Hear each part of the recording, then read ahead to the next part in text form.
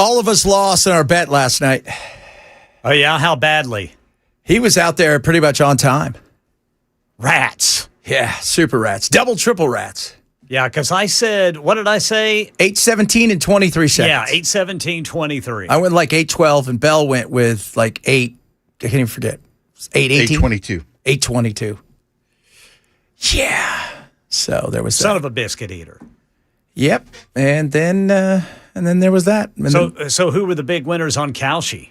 well, he did say we're the hottest country, so pretty excited about that.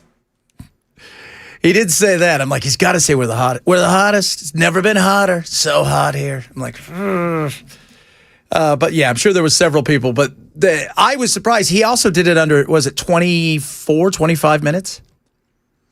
That was a surprise. I thought he would go on longer. So, but there you go. That was it. That was the thing. So I watched it. So you don't have to. And then I moved on. So, I mean, will anything come of this? No. Did we learn anything? No. If you thought it was stolen, you probably still think it's stolen. If you thought it wasn't stolen, you're saying, ha. If you're on the fence, you're not watching it. So there you go. That was kind of the way I described last night. And, you know, I mean, I don't know what else to say about it. It wasn't any super proof, anything. It was, you know what it reminded me of? It kind of binders. Yeah, you could have handed out binders. Well, they've tried that before. It did not work.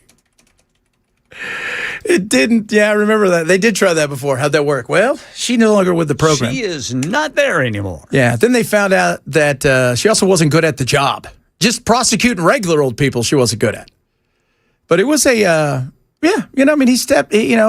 Sandra said, he stuck to the script for the most part.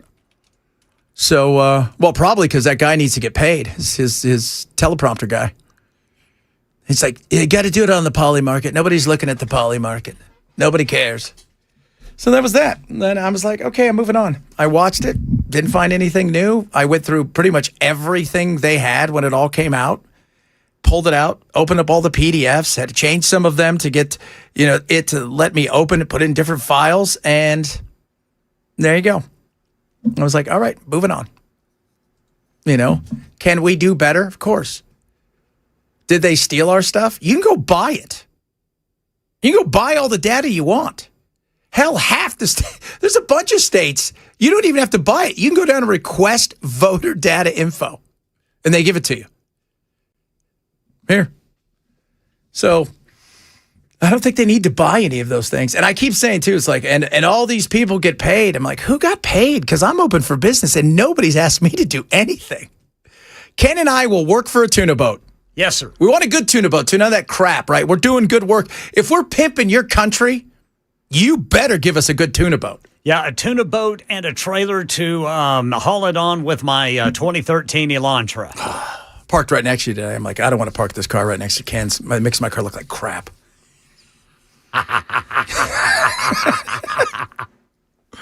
I'll go park by Bell's.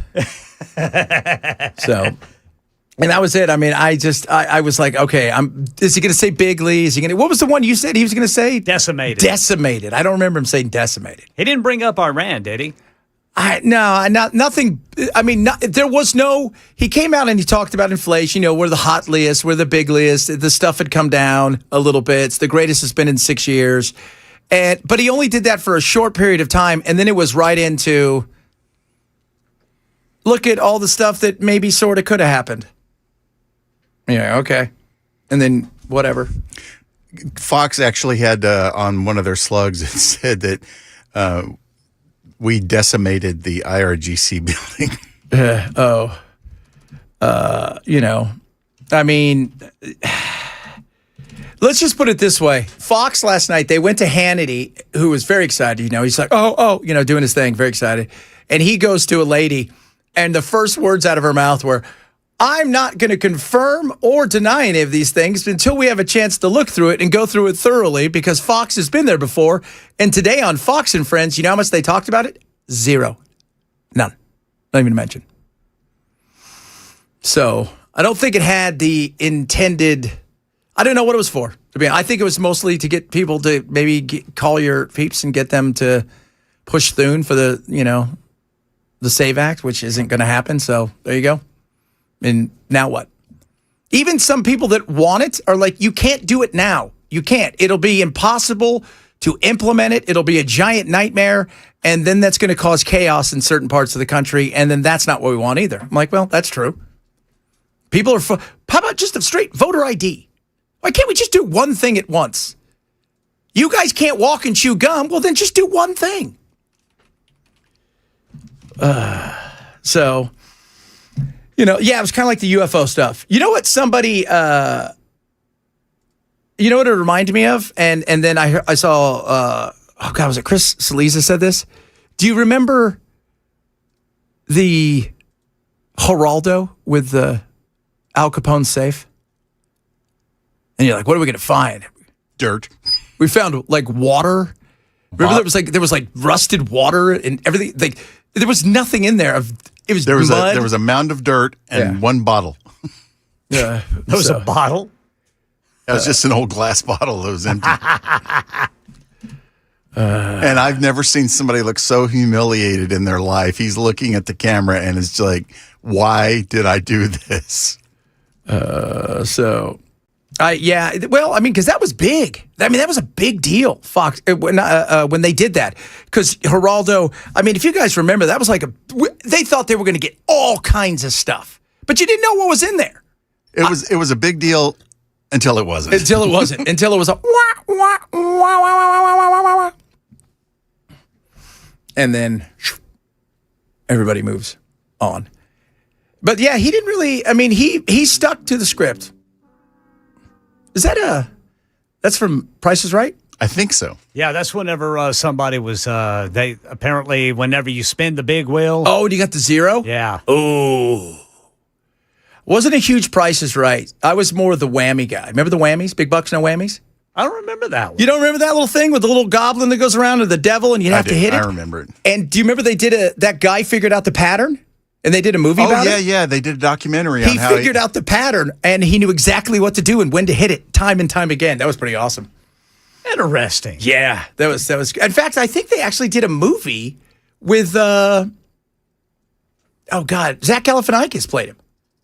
I don't remember that. Yeah. So I was always a big fan of Tic-Tac-Toe just because of Wink's connection to Elvis. Wink Martindale. Yeah. Little Wink Martindale for you on this beautiful Friday. Hey, Wink, how you doing? Always loved watching The Price is Right whenever I got to stay home sick from school.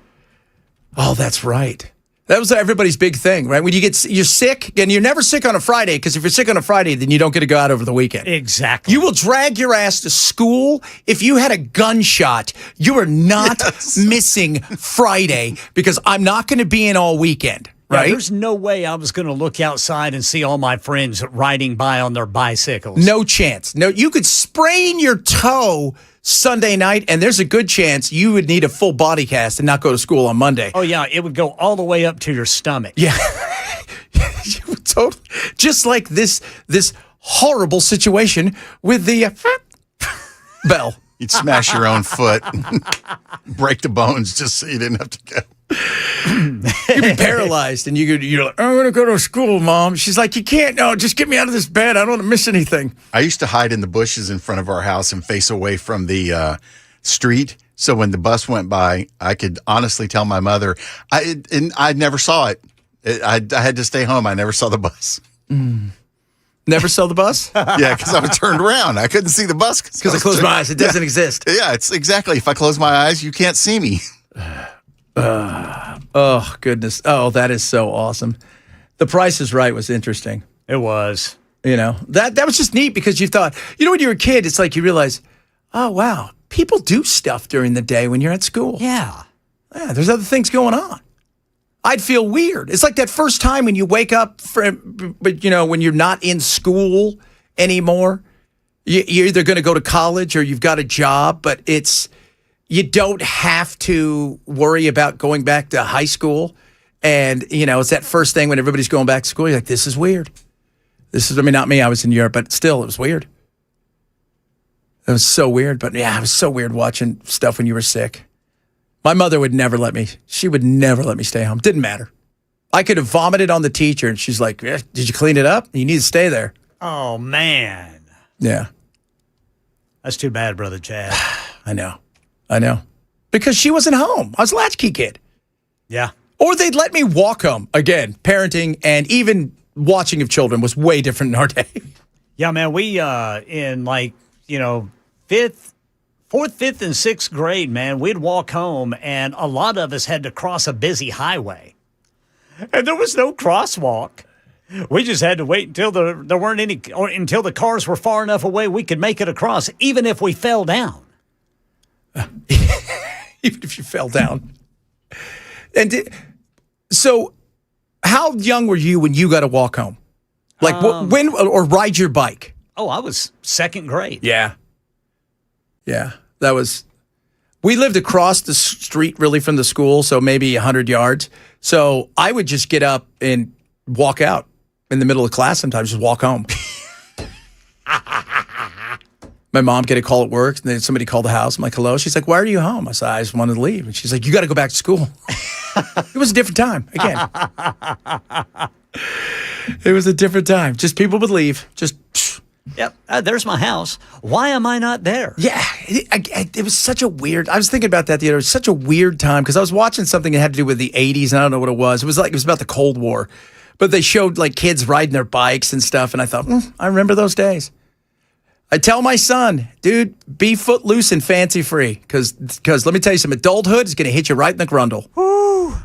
Boy, will it. One day you wake up, you got bills, you're sore when you take a nap. Yeah, that is absolutely true, but I would never want to go back to being a kid again. No, I wouldn't either, but I want the no responsibility. I want the freedom of not having to worry. I could agree with that. And falling down and being able to get up, laugh, and go instead of like, just leave me here. Yeah. See, I want cigarette smoking not to lead to early death. Yes. Because I loved it. Did you? When'd you give it up? I gave it up in 2006. Nice. You go cold turkey or they hypnotize you? I had to go cold turkey, man. I mean, I had tried one time before. I had actually quit one time for a year and a half. And then a dude I hadn't seen in a long time came over with a 6-pack of beer and a pack of Marlboro Reds. And sure enough, what did Ken Weaver do? Oh, I'll just have one. One carton. After pissing everybody at work because I was bumming off of them for a week, I finally just went out and bought me another pack. Because when you're bumming them in your mind, you're not really smoking again. Right. Because you haven't purchased said smoke. Right. The next thing you know, Ken's doing heroin. He's inside of a wood chipper. We can't stop him. Yeah. The only reason it's not on is because he can't reach the plug in. Oh, God. How long did you end up smoking from that point on, though? That would have been probably another 11 years. Wow. Yeah. So I smoked off and on for like 20 years. I want to say I started whenever I was 18. How old was I in 2006? Man, I'm terrible at math. I think I quit whenever I was like 34. Something like that, because my daughter asked me to stop. And I got real sick, and I got a really bad chest infection. I went for about a week without it, and I thought, I might as well just keep going. I love that. And You don't crave it anymore or anything? No, I don't have cravings, but there are certain triggers. Like if you're out somewhere having a drink? Yeah, well, not even drinking. Though it's the weirdest thing, dude. Park benches. Park benches underneath a tree, for some reason, triggers a want to smoke a cigarette. And I don't know why. That is a weird thing. Because it just looks like you'd be really relaxing with everything that's going on, just to sit on that comfortable looking park bench and have a Marlboro Do you do Red. the cool smoke and then put it behind your ear? You have one of those behind your ear? No. I used to, most of the time when I would quit smoking, I would be just craving one. I wanted to chew somebody's face off for a cigarette. And then the last time I quit, which was about 5 years ago, something in my brain tripped. And now when I think about it or I smell it, I want to vomit. Oh. I can't stand the thought of cigarettes anymore. And it's not so much the thought of it. People are like, I can't. What's so good about? I think it's longing for the past and wishing some of those things that people did back then weren't as dangerous as they ended up being, more than anything else. You know what I mean, kids? Yeah. I used to do bubblegum smokes. Remember those little smokes? Oh, yeah. Yeah. Yeah. I was a 2-pack a day guy. Oh, for those, I was a 2-pack an hour guy. Yeah. Well, it only takes 3 or 4 bites. You're like, these are horrible. I need to light another one. Yeah, the flavor lasted for about 25 seconds. For about 25 seconds. Coming up, a lot of good stuff to get today. We'll talk a little bit about Iran, maybe some about the speech. Got a little Finally Friday as well. World Cup final this weekend. Woo! Gonna be a biggie. 20,000 simulations have been done. And I'll see how close I am into what they're saying it will be. It's U.S. versus Brazil, right? It's exactly what it. No, we're picking out Cambodia. It's going to be a good game. I promise you that. A bunch of other good stuff all the way. Chad Bench Show, Super Talk 99.7.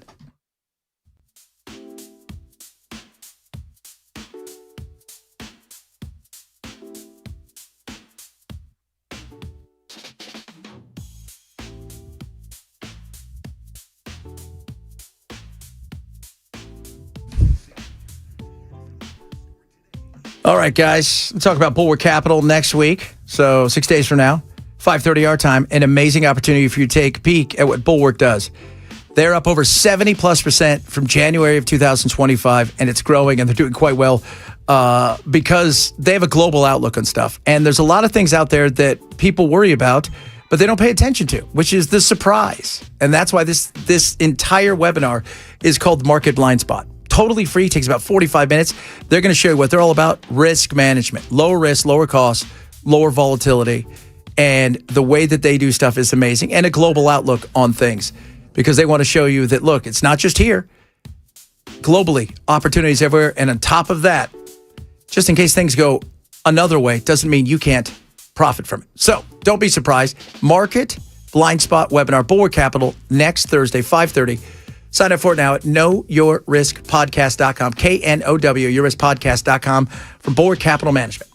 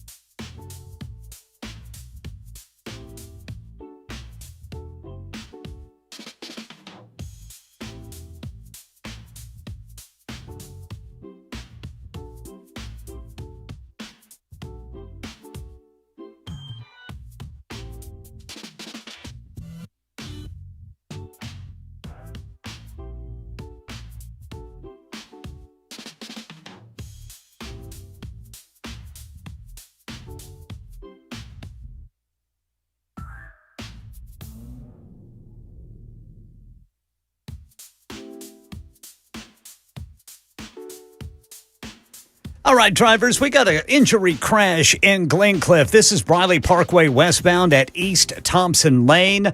Homeland Security Secretary Mark Wayne Mullen says DHS has found more than 250,000 potential non-citizens registered to vote in 4 states. We'll tell you what those states are saying coming up at 12:30 on Super Talk 99.7 WTN. Every single week we say the same thing, like drinking from a fire hose. It's been a week, and boy, has it been a week. My brother was the most amazing person.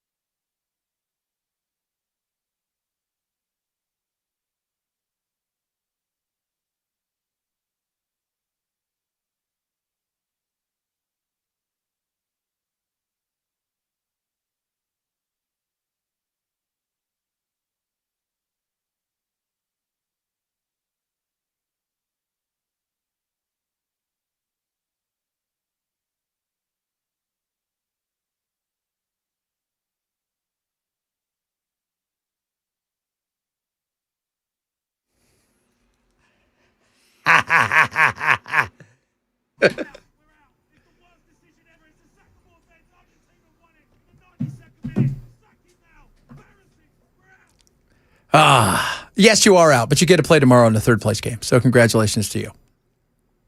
That was so funny. Got to play the Andres Cantor. Go! Andres Cantor. Go!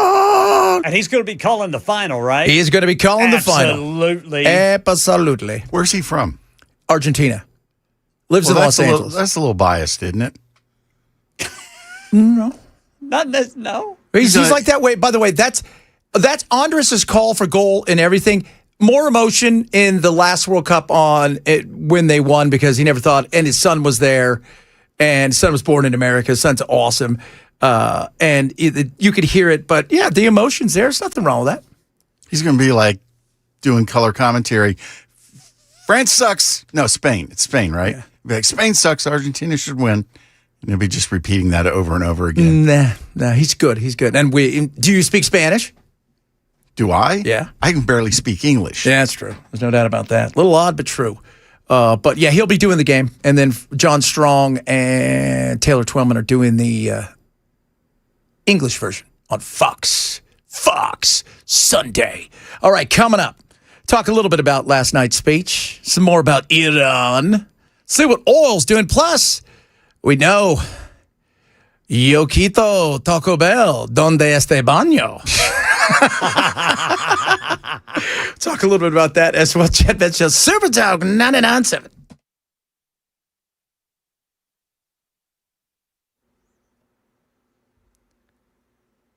I'm Ken Weaver with your top stories. Got the full forecast coming up in 5 minutes. Homeland Security Secretary Markwayne Mullin says a DHS review found more than 250,000 potential non-citizens registered to vote in 4 states.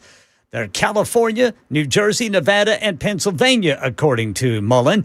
DHS says the findings are based on a preliminary comparison of voter registration records and federal immigration data. State officials have not yet verified the matches, and DHS has not alleged that those individuals actually cast any ballots.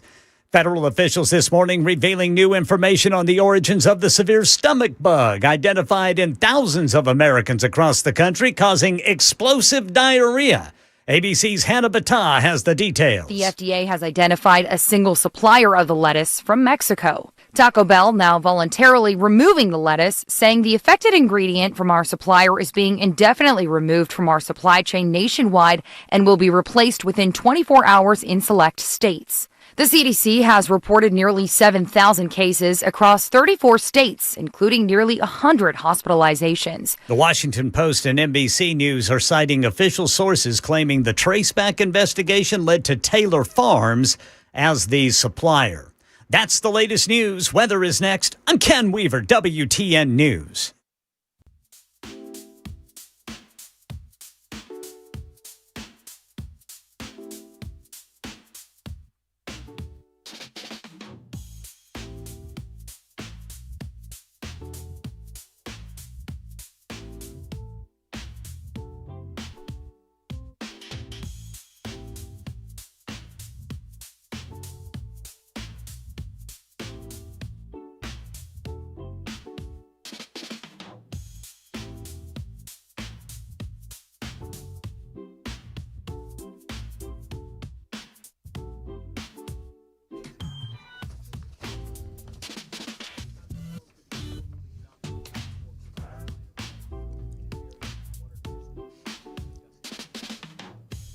USS, United Structural Systems, has something for you.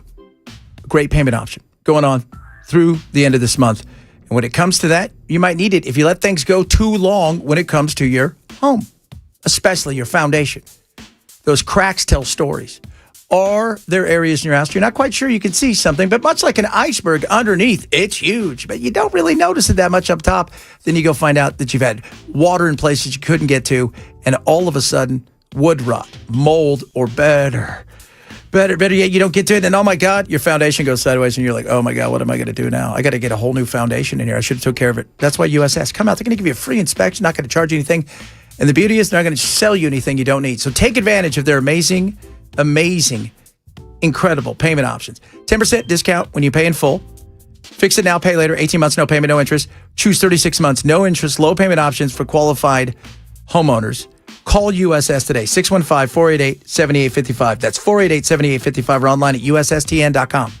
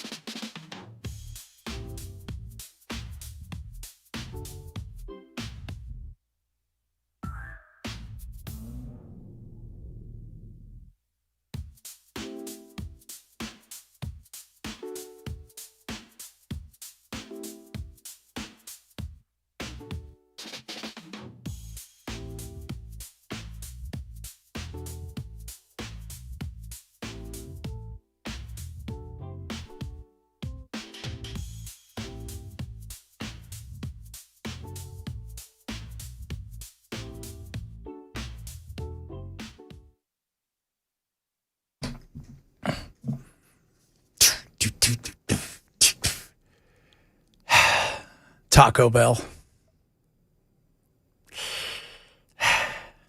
I felt like they knew something when they said, you know what, we're going to pull our stuff back, just in case. In answer to your question, it's usually to the right side of the counter. Donde este baño? It's over there. That's why you don't get lettuce. How many times I tell you? You don't get lettuce. You don't get any vegetables. No, now You get sour cream. You get meat. There you go. There's your taco. The Cheese, I guess. You can have cheese, right? yeah, but then you're at like what is that, a Mexi Melt? Just fine. That's what I get sometimes. I get a Mexican pizza. I don't get any tomatoes because I don't trust. Again, I don't trust. Trust but verify. You know what I verify? I don't even have to because I don't trust already. I don't. So, yeah. This lady here, they were talking to her about it because she had it. And, man, you want to talk about somebody that was playing with fire. I felt like there was a lead, ball in my stomach. Jessica Murphy Smith is one of more than 4,300 people in Michigan who've gotten sick. She says she ate bag salads at least once a day and also had Taco Bell. I realized about a week before I started feeling sick, I had a cheat day and I went to Taco Bell and had 2 tacos. And there was lettuce on those tacos? Yes. Yes, there was. So she was sick for a while. I've seen a couple other people talk about it. They've had it for 3-4 weeks, and it's Well, they've been saying if you get it, you're going to have it for at least a couple of weeks. yeah, and some of them are saying it's like you have the explosion for several, but then after that you have not so much the explosion, you just have those cramps all the time in your stomach. She clearly doesn't listen to talk radio because we alone have been saying don't eat bag salads. The bag Don't salad. go to Taco Bell. Yeah, that is a tough thing, the bag salad. And people talking about Taylor Farms. It's interesting. Several of you said, I've done stuff for them. I've done some things for them. This came out of, I guess they have stuff in Mexico as well. So went from Uncle Sam's revenge to Montezuma's revenge, potentially. But you got to think about it. Think about wait, it's from their farms there, and they're located, their headquarters in Salinas, and then it gets out to other places. That's a lot of traveling time to still keep that stuff on there. You think, well, do you guys not do anything? And Taylor Farms, they supply a lot of that stuff that, Well, the lettuce would have to be, the vegetables would have to be at least refrigerated. really. Somebody's calling us. Yeah. Letitia. At least refrigerated, right? You would think. Yeah, and I got to go get her.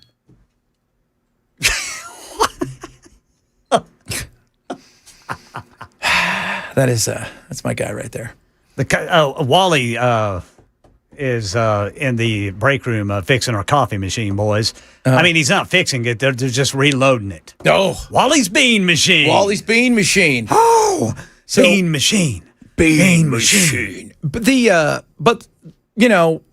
all kidding aside, this right here, I mean, this is awful. 7,000, and some doctors are like, this probably got a longer way to go than this. I'm like, what?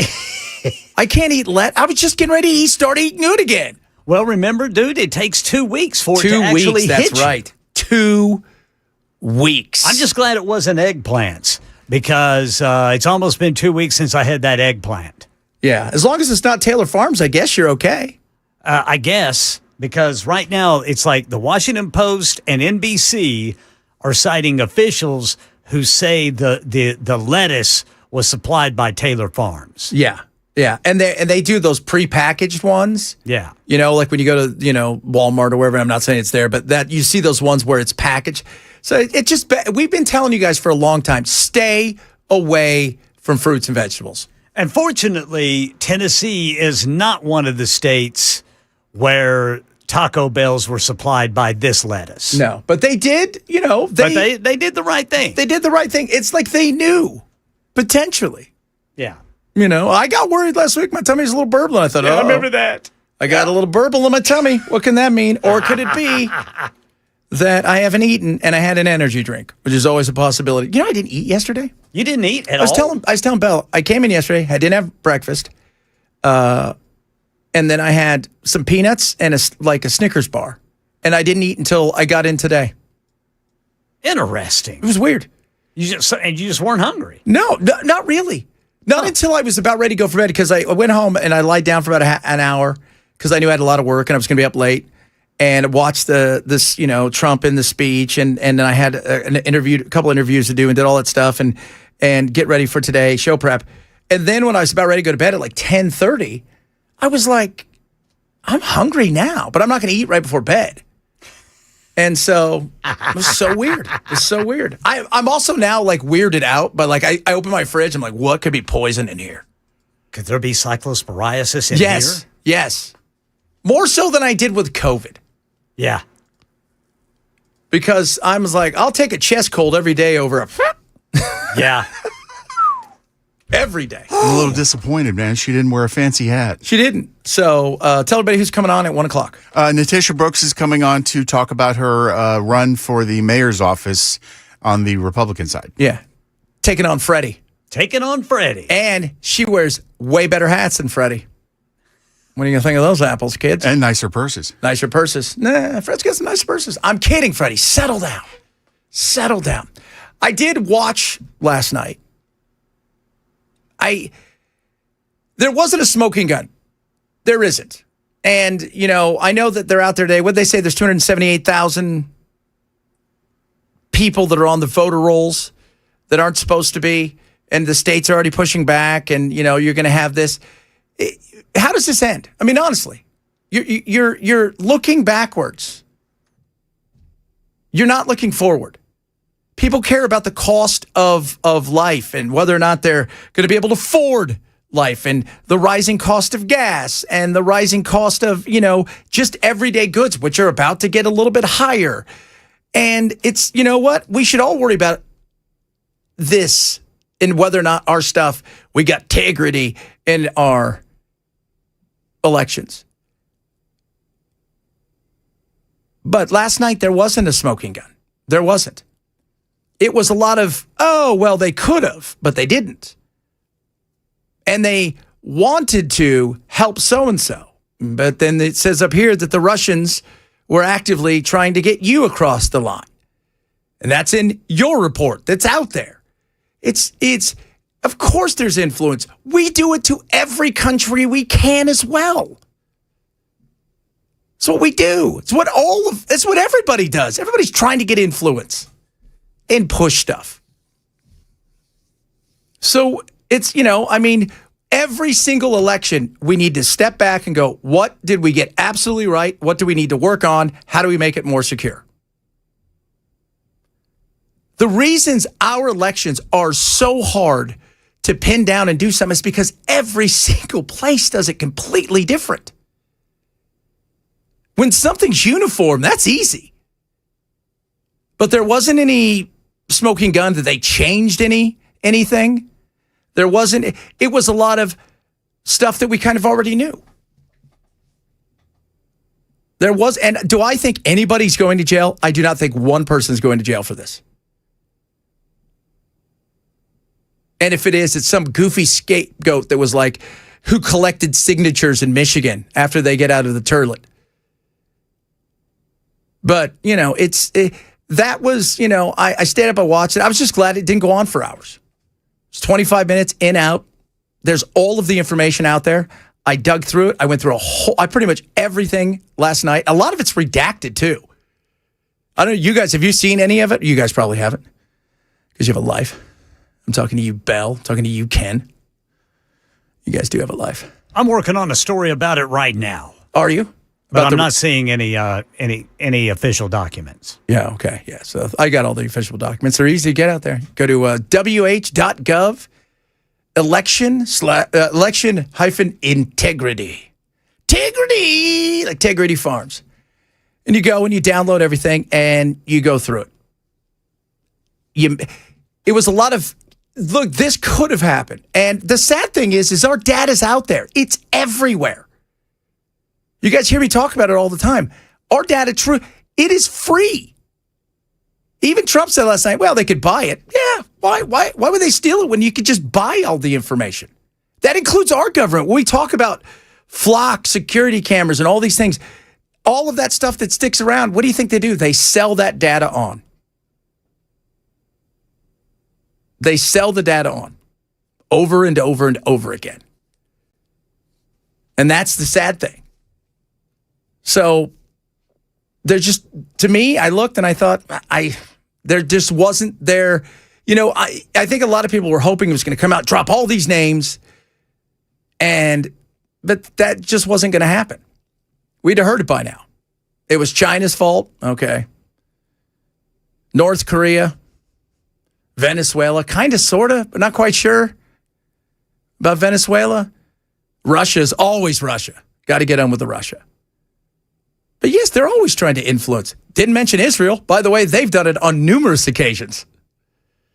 Go back to 2016 with Bibi Netanyahu, sending people over here to try to figure out what they could do to help Trump. I mean, and by the way, Obama sending people over to Israel to help campaign against Bibi. Everybody does it. Everybody does. And then go back and look at all the elections we've tried to not just influence in other nations, that we've done, because we're the best at it. We've overthrown nations. We've run puppet governments. Everybody else is still amateur at this. Very amateur. Speaking of amateur, he's gone pro in this. Coming up, he is a legend in his own mind. His hair is long and flowing, and he knows sports ball like nobody is business. Oh, got a smile on his face. He's got his beard long and flowing like his hair. It's really funny. You can grow hair all the way, but you can't get it. You should cut some of it off, put it on your face. My uncle is bald and has a beard that anybody would kill for if they wanted one. Really? Yes. That's good. It always seems like people that are bald have great beards. You're going bald. You have an amazing beard. I have long hair almost down the middle of my back, and I couldn't grow a real beard to save my life. What would you like to see beard-wise? If you I would like to be able to choose to grow a normal beard like you can. Okay. All right. There you guys go.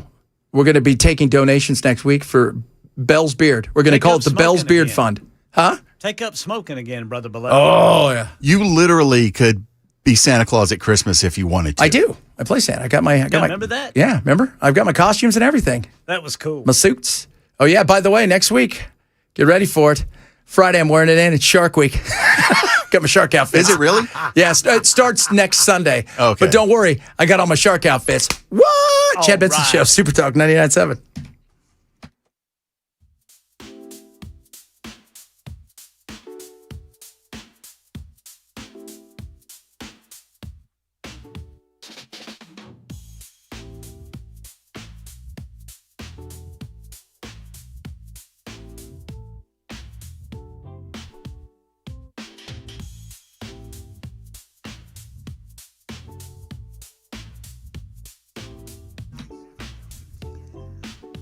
Incogni, INCOGNI. We're just talking about your data. They go out, make sure all those data brokers can't sell it off to any country, any other place that wants it.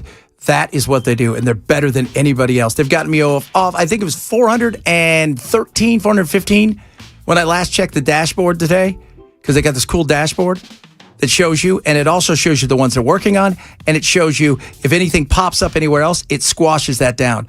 Your information from, everything you could think of, your address, your former address, in cases, your social security, your medical, all of that stuff is floating around, and you want to stop it. Incogni does it for you. Inexpensive and the best way to protect your data. Don't be somebody who loses their data. Take control of it again, because if they can't find you, they can't scam you. Go to incogni.com/Benson. Use code Benson to save 60% right there. Incogni.com/Benson. Use code Benson.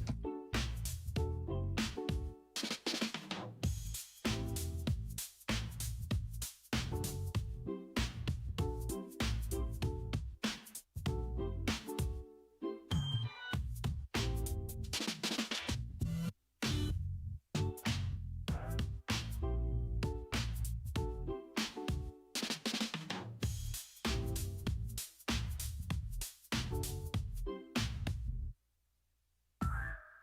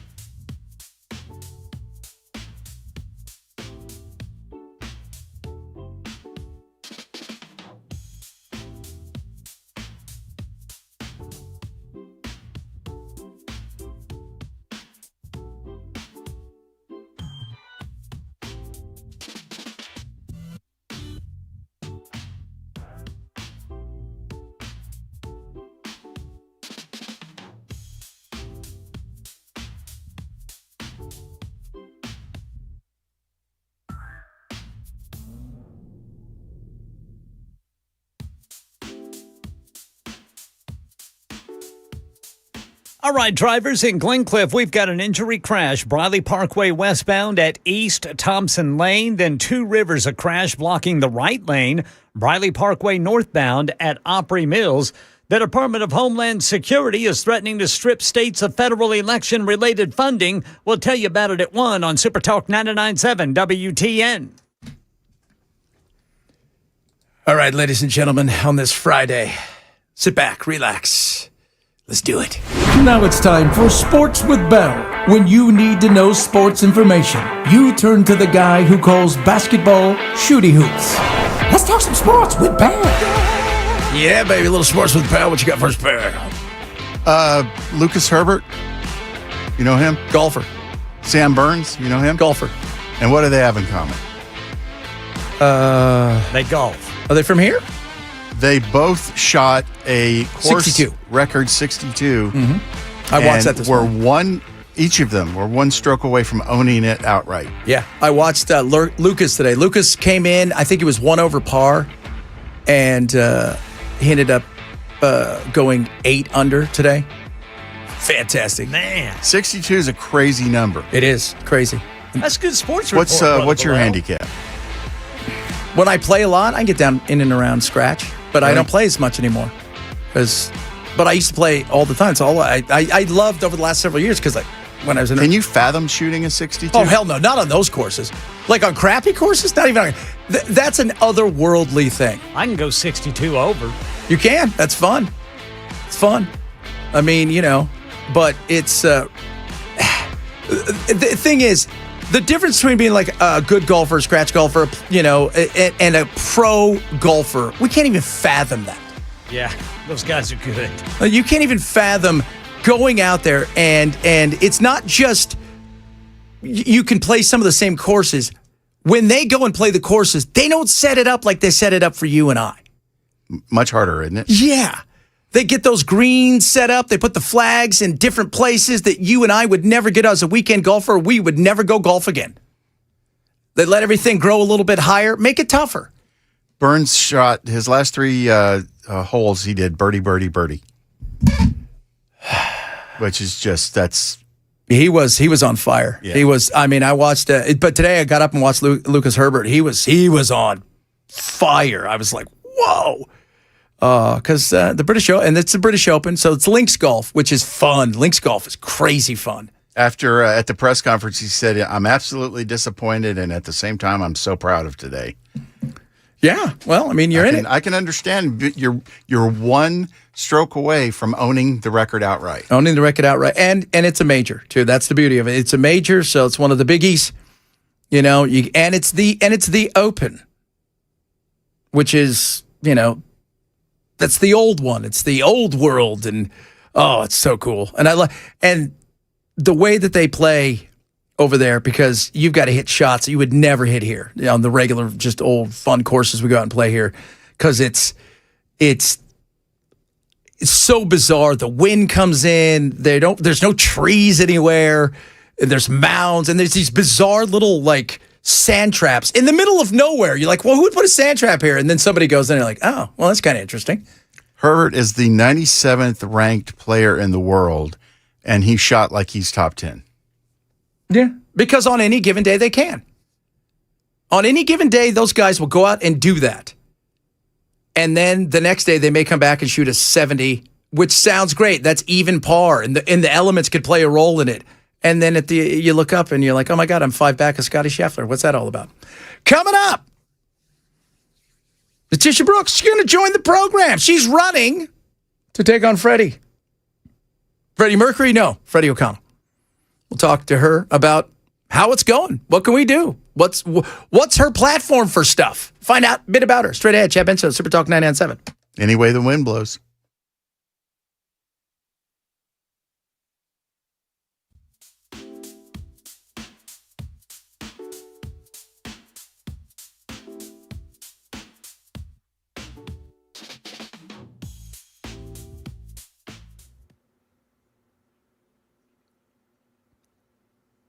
1 o'clock on the dot. I'm Ken Weaver with your top stories. Got the full forecast coming up in 5 minutes. Department of Homeland Security Secretary Markwayne Mullins threatening to strip states of federal election-related funding and to possibly seek criminal penalties against election officials if they don't comply with the Trump administration's voting roll probe ahead of the midterm elections. Mullins threatened to withhold federal funding if states refuse to implement the Trump administration's changes. We're saying that the machines had to be secured and that your voter registration list needs to be scrubbed. Despite Trump's claims about widespread issues with voting systems, newly declassified documents released by the White House on Thursday cast doubt on the Trump administration's claims that the systems used to tabulate ballots and transmit election results are vulnerable to widespread manipulation.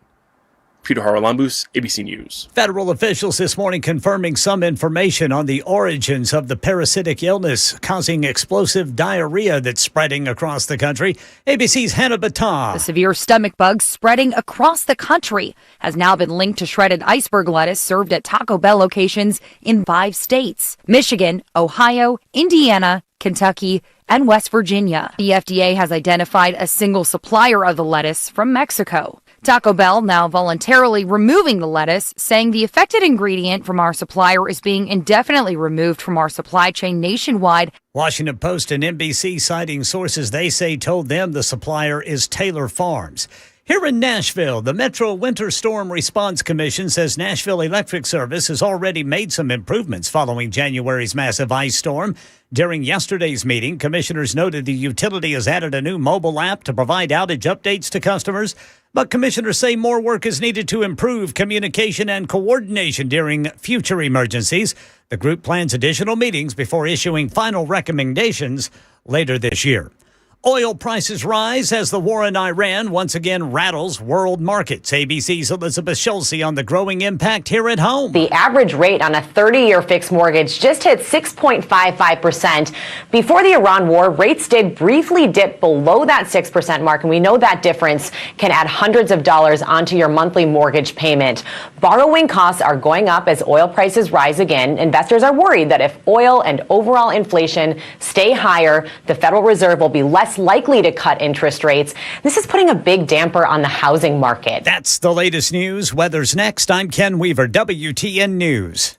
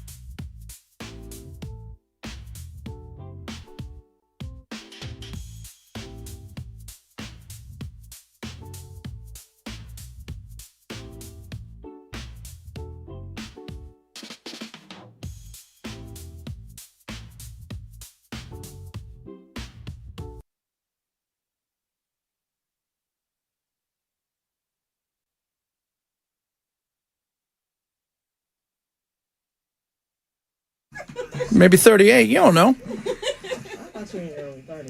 Party has begun. Hello. Tish the Dish Brooks, our teacher. Miss Brooks. I was asking her, like, what do you want me to call you? She's like, oh, our teacher.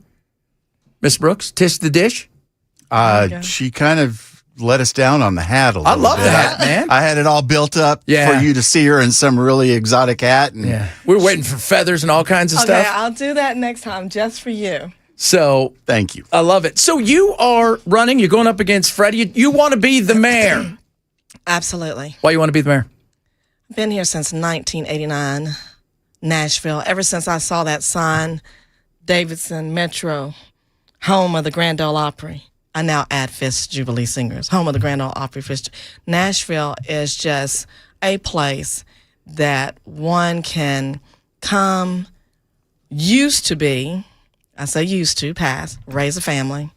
I'm not saying that they can't raise a family now, but affordability. But the affordability, the crime, the unhoused, the homelessness. It's not the city that I came to in 1989. I remember coming across 65 and remembering the Sloan Farm. Those of you that are in Brentwood, Hardscuffle Road. If you don't know what Hardscuffle Road is, you're not really in the know. It's now Church Street, by the way. Crossing over into the Davidson side of things. Just remembering when Nashville was a place I could walk down the street of Broadway and look out over the Cumberland River. It was just an amazing place to be. So you look at Freddie and you think, I can beat him. Yes. Right? I need the support. Yes. Are you getting any support? Well, that's great that you asked that, because after announcing that we were running for Nashville mayor, my campaign manager here, Dr. Layson, we can't keep up. We can't keep up. We are trying to answer and return so many messages just for running for Nashville mayor. And the funny thing about it is, it's not just Republican. Everybody knows I'm a Christian conservative constitutionalist. I am red. I don't apologize for that. I used to be a Democrat. I tell people I didn't leave the Democrat Party. The Democrat Party left me. And so for Democrats to call me, for Democrats to ask for a sign, for independents to say, I saw that you came out to run for Nashville mayor, where's my sign? So we're out of signs. We got to order. We got to put in more orders for signs. I've had people reach out to me and say, hey, I have a podcast. Ms. Brooks, I need you on once a week. We got to get this message out. And then with the big thing, Chad, is with Nashville being so diverse, we believe that we're the best candidate to run up against Freddie O'Connor. Well, now, you look at Freddie, obviously he's got a lot of, popularity here somewhat, but he's got some weak spots. There's no doubt about that. And in particular, the taxes is a massive thing. Affordability is also an issue when you get taxed out of having a business. People look at you and say, okay, sounds great. What is your platform? What is the thing that you want to do for the city? 3 E's: energy, economy, and energy. That's my platform. Let's talk about the economy.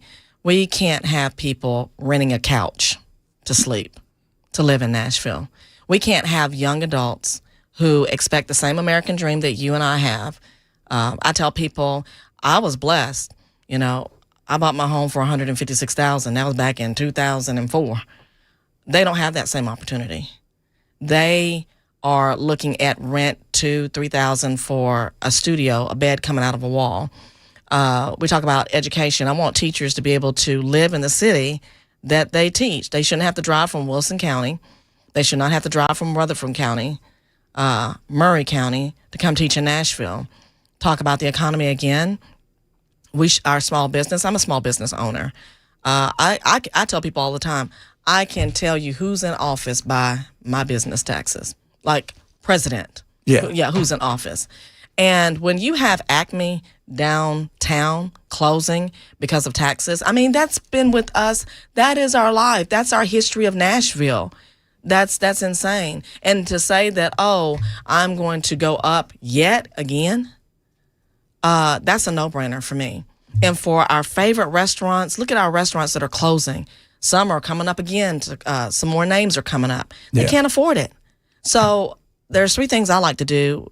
You talk about having fun. Eat again, and again, eat. Yeah. And You the guys rest are talking about you going straight out of here. Where are you guys going? We're going to Monell's. That's right. They're going to have ribs. It's Fish Friday. Yeah, Fish Friday. It's always skillet chicken. I mean, you can't go wrong on that. So, but you look around at the taxes, right? And that's Sure. a big deal. And the energy. You said energy and Right. education. You got all of this stuff rolled into one. And I like the education side of stuff because I think if you can't have a growing, vibrant city and state that is going to continue to be healthy if you can't replenish the workforce and invite big businesses to come in. Absolutely. And big businesses, small business, medium sized, big, they need to be able to feel safe that they are able to stay and not have to worry about, I'm going to open this month, but I'm not sure what's going to happen in 6 months. Yeah. So let's talk about that for a second. Let's talk about a freeze.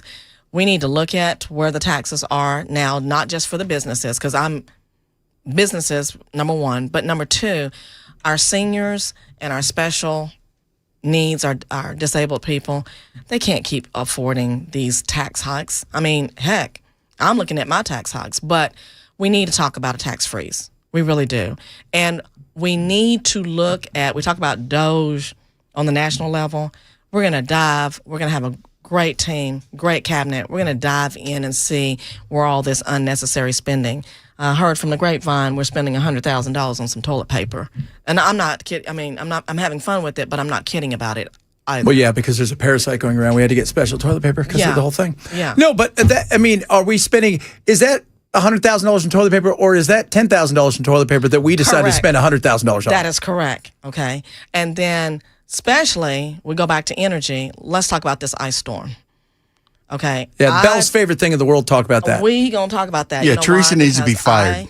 I didn't have lights for 2 weeks. I had to sleep on my sister's couch. Okay, for almost 2 weeks. I'm not making this up. My house is at 38 degrees, and you keep saying, "I'm on my way. I'm on my way. I'm on my way. I'm on my way." It didn't matter, and I say this to listeners. It didn't matter what your zip code was in Nashville. We didn't have lights. And when you're making the money that the board is making and you don't feel the need, personally, if I was the president or the CEO, I'd be out there picking up leaves myself, the money that she's making. But that was a serious issue. We had people die. Yeah. People died. We weren't prepared. No. And it was right in front of us. I mean, Right in front we of us. railed on it for days because Bell's car, a power line that was live, landed on Bell's car. How many days, Bell? I want to say 11. Yeah. 11 days he couldn't get his car. That's ridiculous. Yeah. And we don't need the photo ops of you out there picking up a limb or two. That was a serious issue. And when there's death, when there's blood on our hands, that is a number. That's in the top 5. What happened? Chad, did we really get a report of what happened? Did we get a detailed report? We got a report that, they bury it end of the summer, people out, they release it. Look, everybody knew they were unprepared. And it goes back to the fact, and we've talked about this numerous times here, tis the dish. But the fact is, they didn't have enough people. They didn't have enough polls. No. All the other states were bringing in, and cities, we're bringing in 10,000. We're bringing in 15,000. Right. We had, 200? Right. No, the limbs weren't trimmed for a long time. They didn't handle business the way they needed to. People want accountability. And I look and I see what I see in the council and Freddie is they want to say, here's the report. There should be accountability in here, but nobody wants to be the person who says, and I'll be the one that tells everybody this is where the accountability starts. And it starts, leadership, Chad, starts at the top. That detailed report should have come from the mayor. We just heard a couple of sentences. We saw some people stand up there at the mic, give a couple of statements. And like you said, now it's summertime, it's buried. Letitia, our Miss Brooks, the teacher, Tish the Dish, I didn't bury that report. It's still vivid in my mind how cold my place was. It's still vivid in my mind. He's talking about a power pole. I'm talking about I couldn't crank up my cars. You see what I'm saying? Oh, I know. I'm Because we talking- had the same thing. My wife and I, the kids, my wife had everything went off, and eventually our oven could come on, Right. Right. And so we had to turn the oven on. You know, we're wearing full outfits. You know, it was so poorly done, and the excuse after excuse. And I think people want accountability, and they're thinking, all right. And a lot of people are going, I love what she's got to say for that accountability. Well, and the other thing is, when you have no lights, Chad, you can't lift up your garage. You know what I'm saying? That's why I said your battery's dead. You got cars that your batteries are dead. So I wonder how much did that cost me, Tish to Dish, to get all this replaced. No accountability whatsoever. Speaking of talking about energy, which goes into this subject, Dad blasted, I was on the debate stage last time in 2023. We were talking about the flipping potholes. If I hit one more flipping pothole, I mean, seriously. And people, those of you that drive around me, y'all see my hats in the car. They say, oh, there's Miss Brooks. I have people honking at me sometimes. Why is she driving so slow? I'm trying not to hit a pothole. Because when you, being a science person, you hit a pothole at a certain speed, there you go. Tires busted out. Yeah. Just tell her she needs to be Nashville strong. Yeah, Nashville Strong. That was when Mrs. Applin went Nashville Strong. We all just went, oh my God. But the potholes, to me, we've talked about this so much, and I'm glad you brought that up. Afton, she wanted to do pot for potholes. Somebody needs to do potholes. The infrastructure, governor, everybody, we got to fix the dang potholes. They're everywhere. Walking down the street, you might fall into a pothole. Ken talks about it all the time. There's a pothole that he's got to watch because his Elantra's going to fall into. He's going to go to the land of the lost. We need to fix the potholes. What's your plan to fix the potholes? Why is it not fixed? Why? We're going in and we're going to do those. We're going to find out where the wasteful spending is. Ladies and gentlemen, I'm telling you, if you've been in Nashville, some of you were born here. Some of you, your people built this city, your family. You're 6th, 7th generation here. And you're watching Nashville go to heck in a handbasket. This is a no-brainer. The taxes that we're paying, how are we going to fix them? What do you mean? I'm not talking to you, Chad. I'm like, what do you mean, Freddie? How are we going to fix them? We're going to fix them with the money that you've charged us on our taxes. Where is the money? Yeah. It's like my favorite movie, Jerry Maguire. Show me the money. Where is the money? Okay? Don't tell me that you're going to allocate, millions of dollars for an immigration plan. What about the people that have already been here? What about the white folk, black folk, Chinese, all people that have been here? That's wasteful spending, millions of dollars to fund a program that we don't even have a report on. That's a problem. That's a serious problem with me. That's wasteful spending. And I have a rule. I was just telling my campaign manager this. I have 2 children. Both went to Belmont College of Law. But as they were growing up, Chad, I had a rule. If I couldn't do for one, I didn't do for the other. I don't do favorites. Yeah. Good book speaks of that. If you're going to put millions into one organization, put millions into the potholes. Put millions over here. Okay? Get some more workers out here for these. Because guess what, Chad? Y'all remember we had I call it the 100-year flood. Yes. Weren't prepared for that either. Okay? These things are going to come. Good book says that. Why in a city such as Nashville are we not prepared for that? Where's the money? Even let's just say you're like, I don't believe in any book or anything. I do believe in science. And I heard that the weather people said that there was going to be a giant frozen thing rolling here, and she ignored it. Exactly. She ignored it. Exactly. As a matter of fact, when you have AP and when you have the Washington Post say that the city that's going to get hit the hardest is Nashville. And what did we do? We did absolutely nothing. No. We did nothing. No. Absolutely nothing. Again, everyone's at the beach right now, like you said. It's hot. Nobody's thinking about it. But my friends, like you said, even if you don't believe in anything, you think this is not going to happen again? Yeah, totally. It's going to happen again. It is. And then what happens now? Coming off I-65, you people that are on the Brentwood-Davidson side, y'all know what I'm talking about. That pothole that's almost, that road is almost half a mile long. It's been like that since we got into the last mayoral race. Things like that. As beautiful as Nashville is, let's have a little fun with this. While y'all are driving on the highway, look to your left, look to your right. The grass hadn't been cut. It hasn't. Beautiful Nashville on side of the highway. Just look at it. Hadn't been cut. Looks a mess. And we're getting ready to get the Super Bowl in 2030. We'll find out. By the way, I predict this. I predict that it's going to be the Dallas Cowboys and the Tennessee Titans in the Super Bowl 2030. I know you say you're part of the good book. Probably don't drink and stuff, but that feels a little drinky. Those teams couldn't win their own. They couldn't win a scrimmage against each other. So seriously, Can you imagine? Nashville. You talk about the economy, and that's another thing. Chad, let's talk about this for a second. How dare the Metro Council turn down the RNC convention? I hadn't forgot about that. See, my memory is long. Your memory is long. Turn down the convention. You took bread out of people's mouths. The businesses downtown.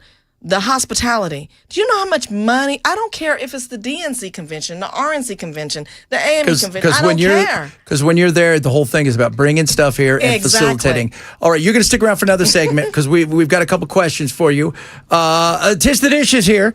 That's Tisha Brooks. She's running to be mayor. She's taking on Freddie and everybody else, all comers out there. We're going to talk to her straight ahead. Chad Benson, Super Talk 997.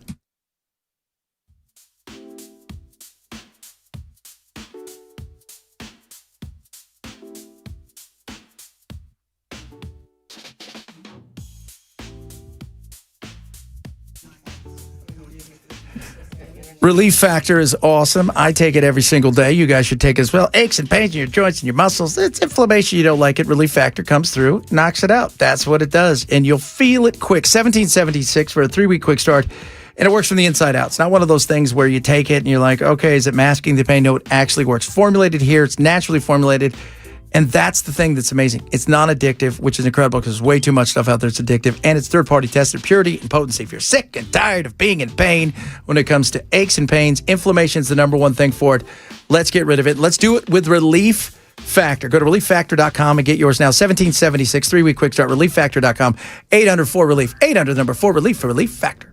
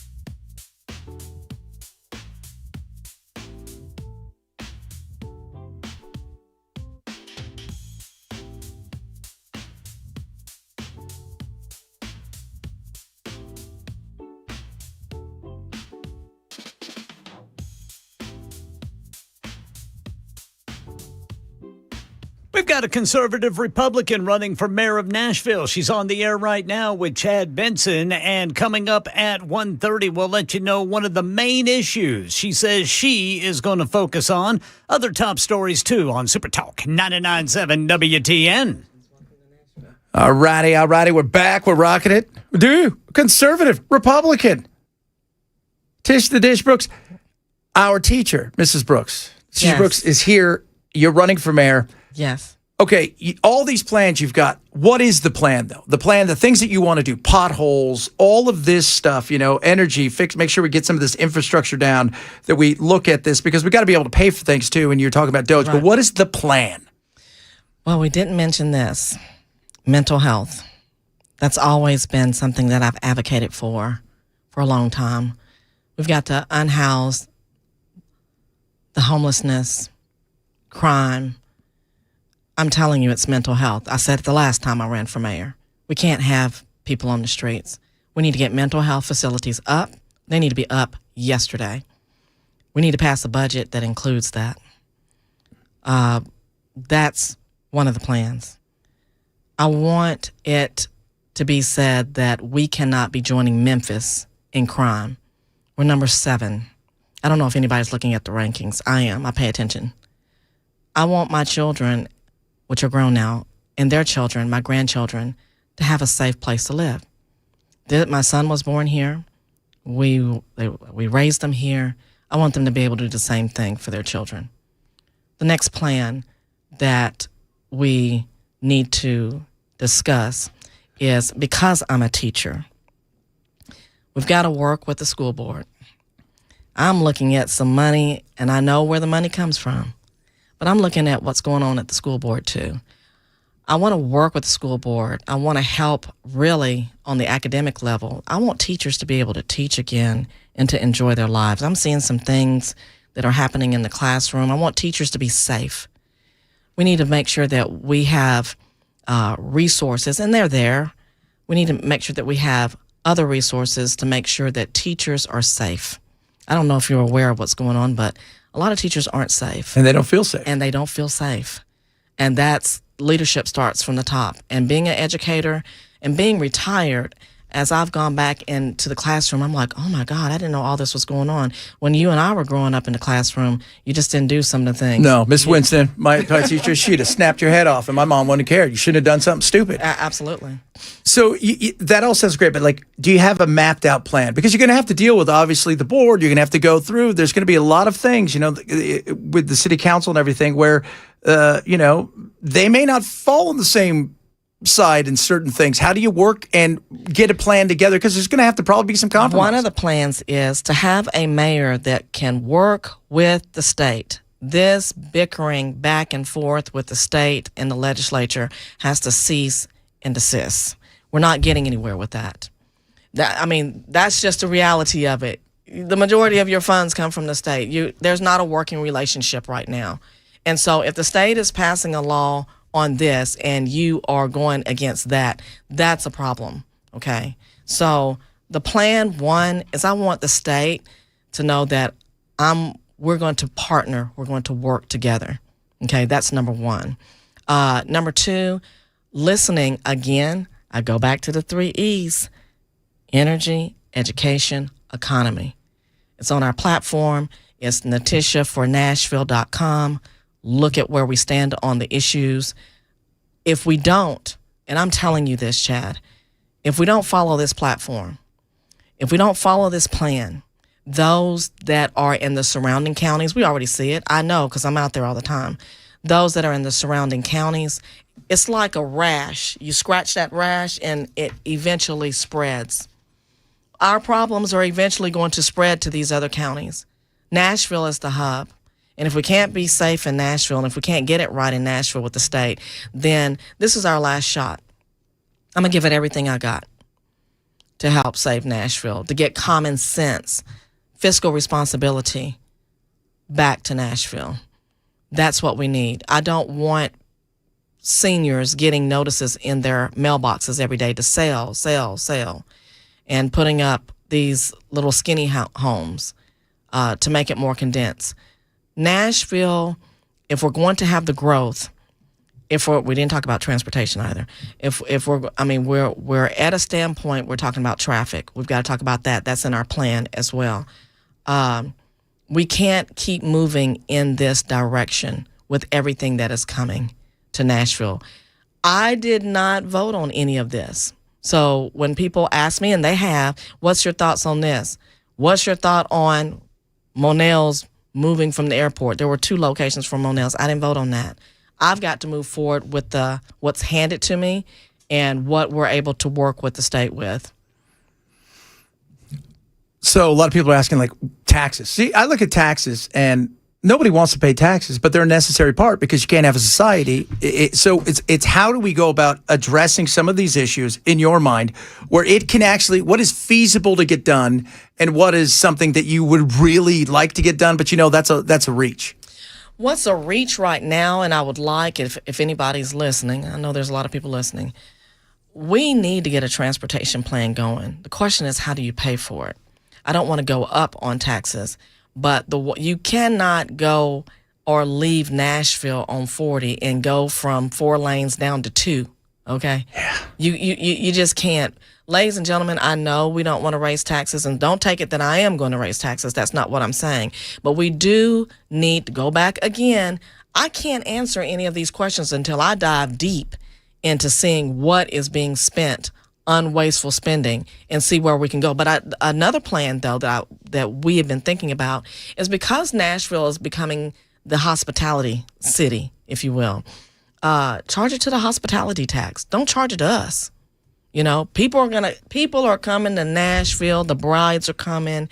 The games are coming. I'm not against I'm a very big sports person. I'm not against Major League Baseball coming, believe me. But the question is, how do we pay for it?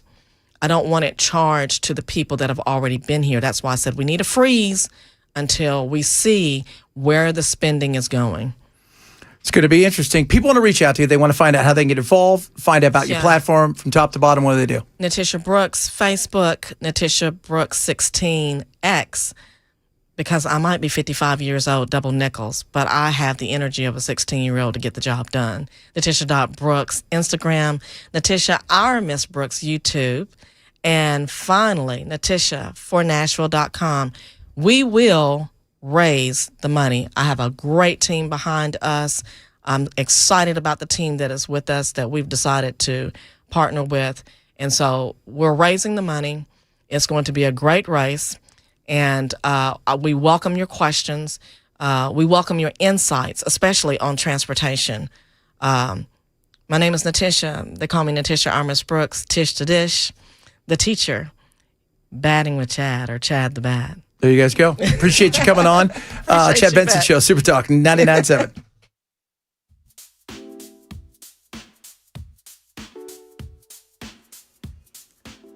I'm Ken Weaver with your top stories. Got the full forecast coming up in 5 minutes. Right now, drivers, we got stuff in the way like an injury crash, Briley Parkway westbound at East Thompson Lane. 2 Rivers a crash blocking the right lane, Briley Parkway northbound at Opry Mills. Right now in Nashville, a Republican running for mayor. Natisha Brooks telling WTN's Chad Benson Show one of the main issues she's focusing on. We need to talk about a tax freeze. We really do. And we need to look at, we talk about DOGE on the national level. We're going to have a great team, great cabinet. We're going to dive in and see where all this unnecessary spending. Learn more about Natisha Brooks' campaign by going to NatishaForNashville.com. Following President Trump's speech last night on election security, the head of the Department of Homeland Security weighing in today, Secretary Markwayne Mullin sharing new numbers. The Department of Homeland Security, we've identified 250,000 non-citizens registered to vote in just 4 states. So DHS says these findings are based on a preliminary comparison of voter registration records and federal immigration data. State officials have not yet verified those matches, and DHS has not alleged that any of those individuals actually cast ballots. And federal officials this morning revealing new information on the origins of the severe stomach bug identified in thousands of Americans across the country, causing explosive diarrhea. Here's ABC's Hannah Battah. The FDA has identified a single supplier of the lettuce from Mexico. Taco Bell now voluntarily removing the lettuce, saying the affected ingredient from our supplier is being indefinitely removed from our supply chain nationwide and will be replaced within 24 hours in select states. The CDC has reported nearly 7,000 cases across 34 states, including nearly 100 hospitalizations. The Washington Post and NBC News are citing sources they say told them that the supplier is Taylor Farms. That's the latest news. Weather's next. I'm Ken Weaver, WTN News.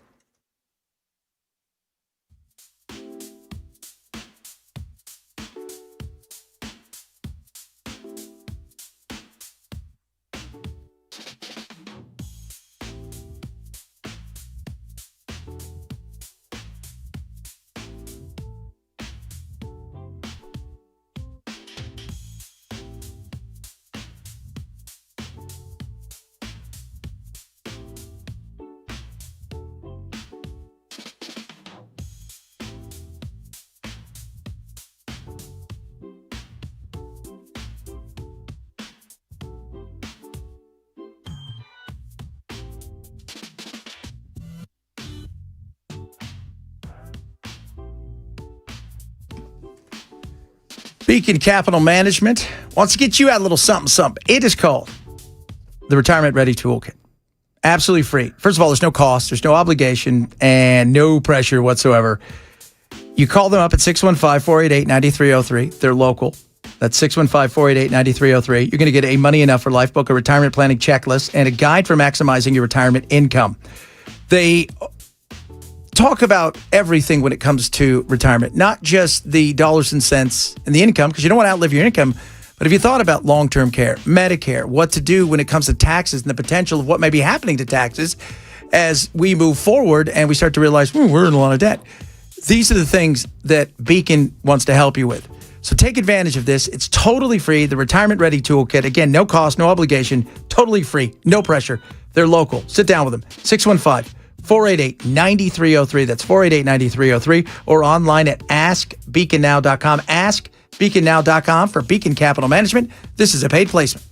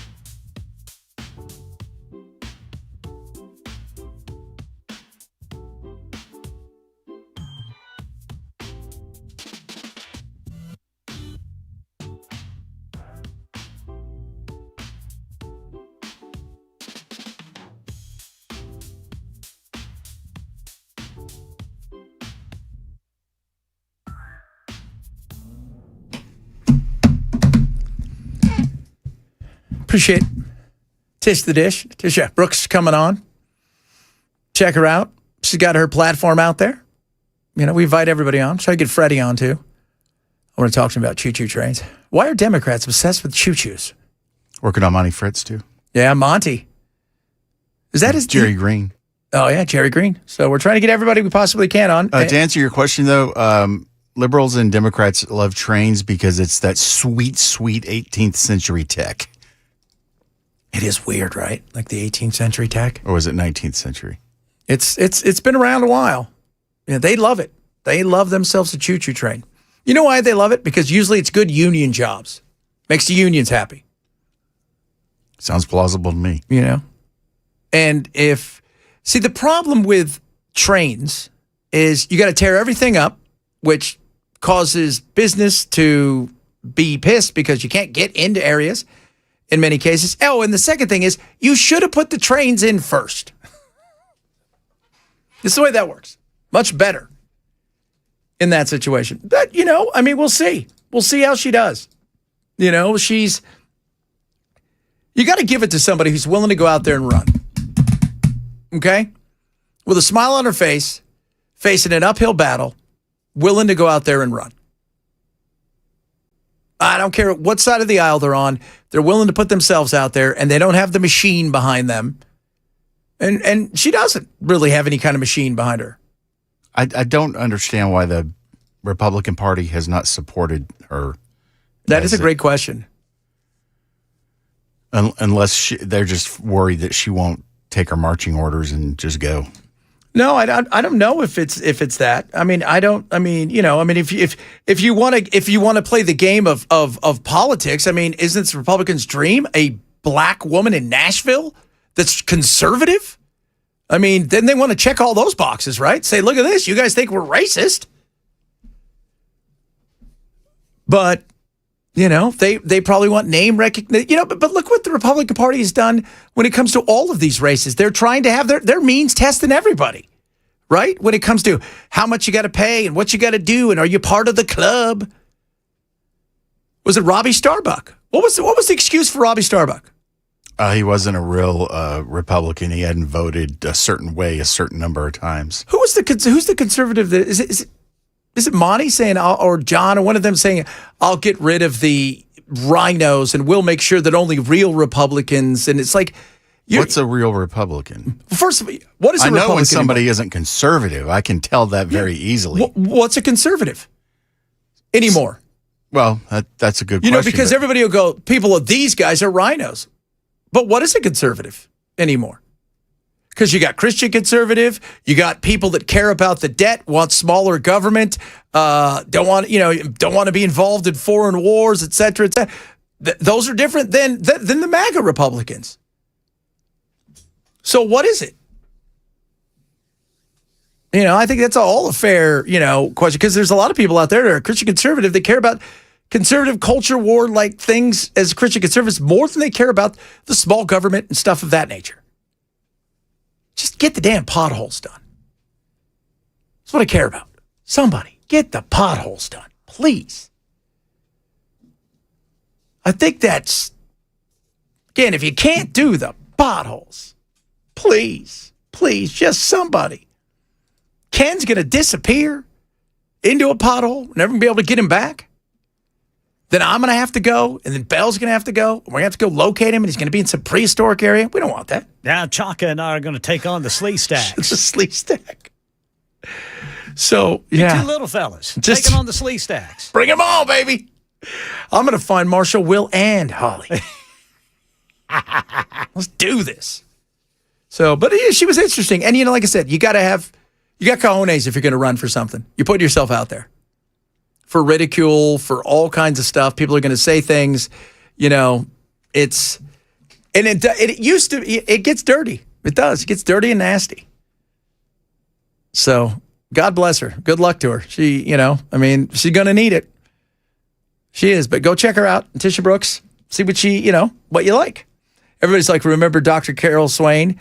Yes, but again, you got to go back. You've got this time now where the opportunity's here, but it's not just, why aren't you getting behind her? Why aren't you? Huge, massive city, huge opportunity. Do you believe she can't do it? Do you believe because she's a bit eccentric, maybe, and got a big smile on her face and laughed? No. I think she could. I think we at times look at politicians like in awe. Don't be. Trust. I know a lot of them. I've met a lot in my life.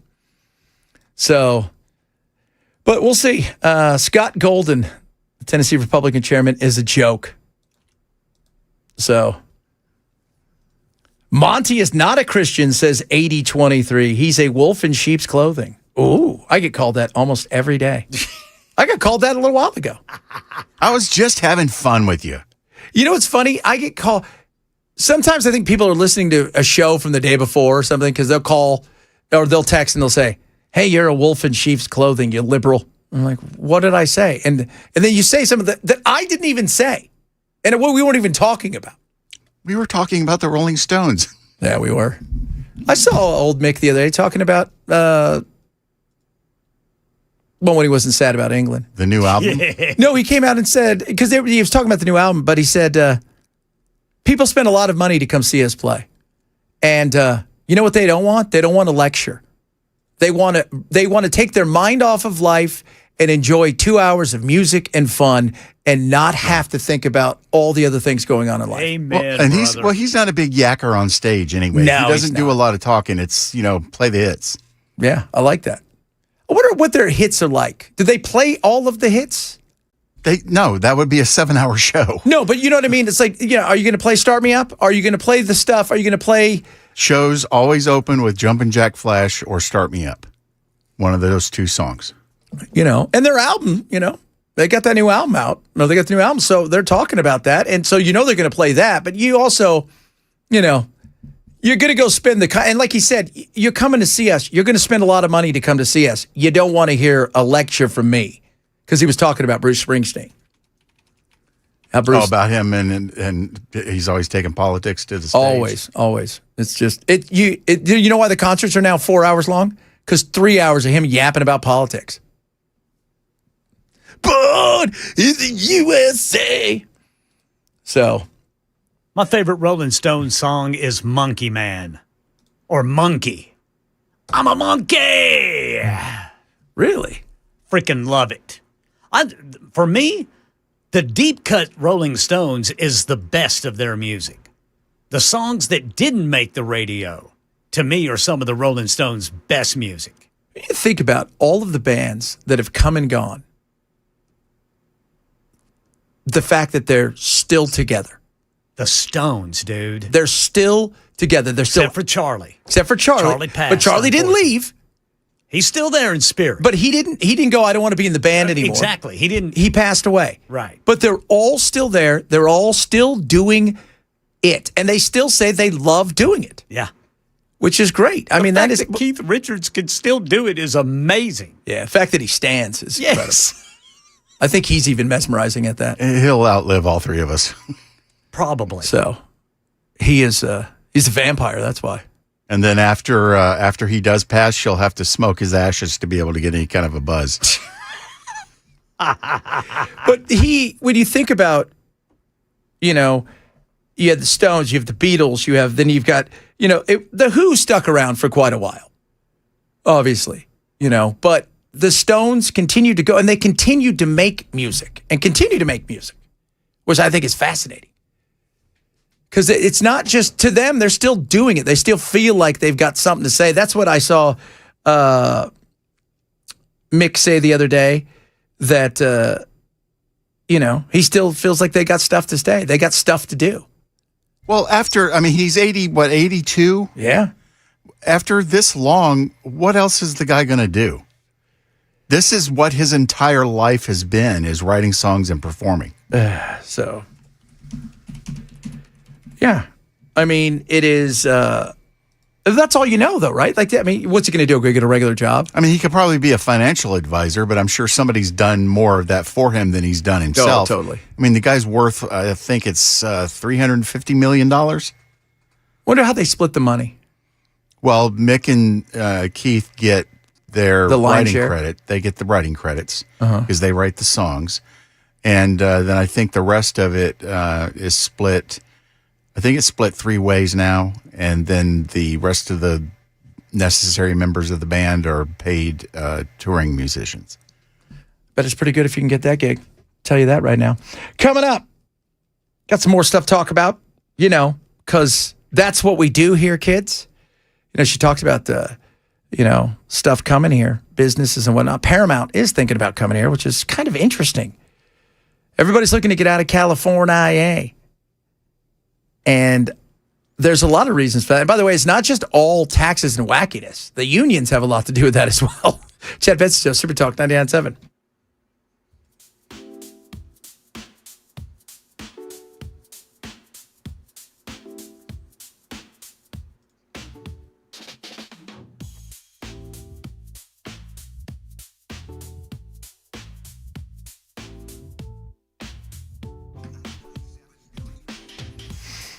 Incogni, Incogni. They're amazing. We've been talking today about, everybody's worried about, the data breach in China, this, that, and the other. China doesn't have to hack. Nobody has to hack. You can go buy that from data brokers. All information about everything from the medicine you take to your address to where you work, everything you can think of. And guess who buys that? Everybody, including people who want to scam you. Including maybe foreign nations. So that's why you need Incogni. Incogni goes in and they go to the data brokers because the data brokers know the rules are once it's been identified, you have to take people off the list and can't get them back on there. And they squash any opportunity for that to happen again. That's what Incogni does. For $415, when I last looked on my little dashboard, when you sign up with them, and it works. I'm telling you, spam calls and all that, it just automatically just dissipates, gone. And I love that. So this is what I want you to try Incogni right now. 60% off. It sounds funny. Incogni. Incogni.com/Benson. Remember, if they can't find you, it's hard to scam you. That's Incogni.com/Benson. Use code Benson. Save 60%. Incogni.com/Benson.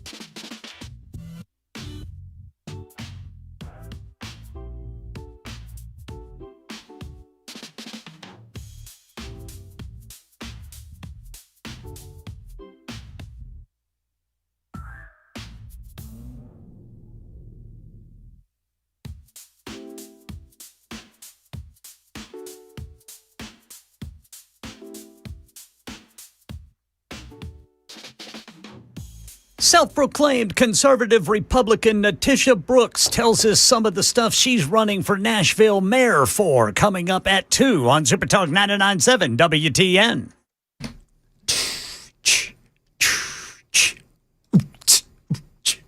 Rocking out. A lot of people very excited about when you said deep cuts there, Ken. Yes, sir. People started thinking about their favorite deep cuts. I was never a deep cut kind of guy. Oh, you ought to get into it, Brother Chad. You know what? Oh yeah, there's like gems that you'll find them and be like, why wasn't this a single? Well, you know the reason why was because the music I listened to there wasn't any hits. Like, you know, I'm listening to the Dead Kennedys and, you know, Too Drunk. No, that wasn't hit. Never mind. Yeah, you know, I mean, you go and you listen like the Dead Kennedys. Their probably most popular song was probably "Holiday in Cambodia." Yeah, without a doubt. You know, I mean, you go and everything's a deep cut because it's not like you're listening to, hey, it's Q92, we're playing the Holiday in Cambodia. It doesn't happen, right? So everything was a deep cut. Where these they wouldn't guys, do edits that would clean up the language to where they could be on radio. Maybe I'm listening to the Jam. Favorite, The Dead. I love the Jam. Jam's probably my favorite band of all time outside of the Big Queen. fan of The Dead, right? Grateful Dead. Love them, don't you? No. How about The Damned? I love the Damned. Absolutely love the Damned. Early or late Police? Earlier, please. A little bit more reggae-ish. You know, A little bit punkier. a little bit punkier, but it got a little bit of that reggae sound. And, you know, I mean, I love the Cramps. They were amazing. I saw them live. I saw the Cramps live. I saw the Damned live. They were awesome. You know what my favorite song by the Damned was? When they read "I Will Be Alone." Alone again with you tonight. It was just kind of this it was a totally off what they normally do. But I didn't have deep cuts because they didn't have hits. So listen to these 4 lines from my favorite Rolling Stones song, Monkey Man. Okay. I'm a flea-bit peanut monkey. All my friends are junkies, but I am just a monkey man, and I'm glad you're a monkey woman too. Yes, sir. When does he say paint it black? Not in that song. Oh. It was in, I think Monkey Man was in, what was that mob movie? The mob movie that was about Henry Hill. Oh, Goodfellas. Goodfellas, yeah. Such a great movie. Such a great movie. Remember, are you thinking about, if you've never seen it? Oh, no, I've seen it repeatedly. All right. Want to make sure. That's an amazing movie. Want to make sure you'd seen it because you were looking at are you thinking where is it in that movie? I was actually what I was thinking was I was surprised that who played Henry? Ray Liotta. Ray Liotta. I'm surprised he wasn't a bigger actor off that movie because you had people like Pesci that exploded out of it. Launched him. Paul Sorvino, I mean, he was amazing in that movie. I mean, not Redford. De Niro was already a big star. Yeah, De Niro was already a big star. There was some really amazing performances in that movie. That was an incredible movie. It was incredible. Liotta died, right? He died after Yeah. Cocaine Bear. Yeah, Cocaine Bear was, I think, his last. I think there was another movie came out, but that was the last movie that he had filmed, I think. I need to see that movie. Oh my God, it's so funny. That movie is outstanding. Cocaine Bear. I love that. It's just so.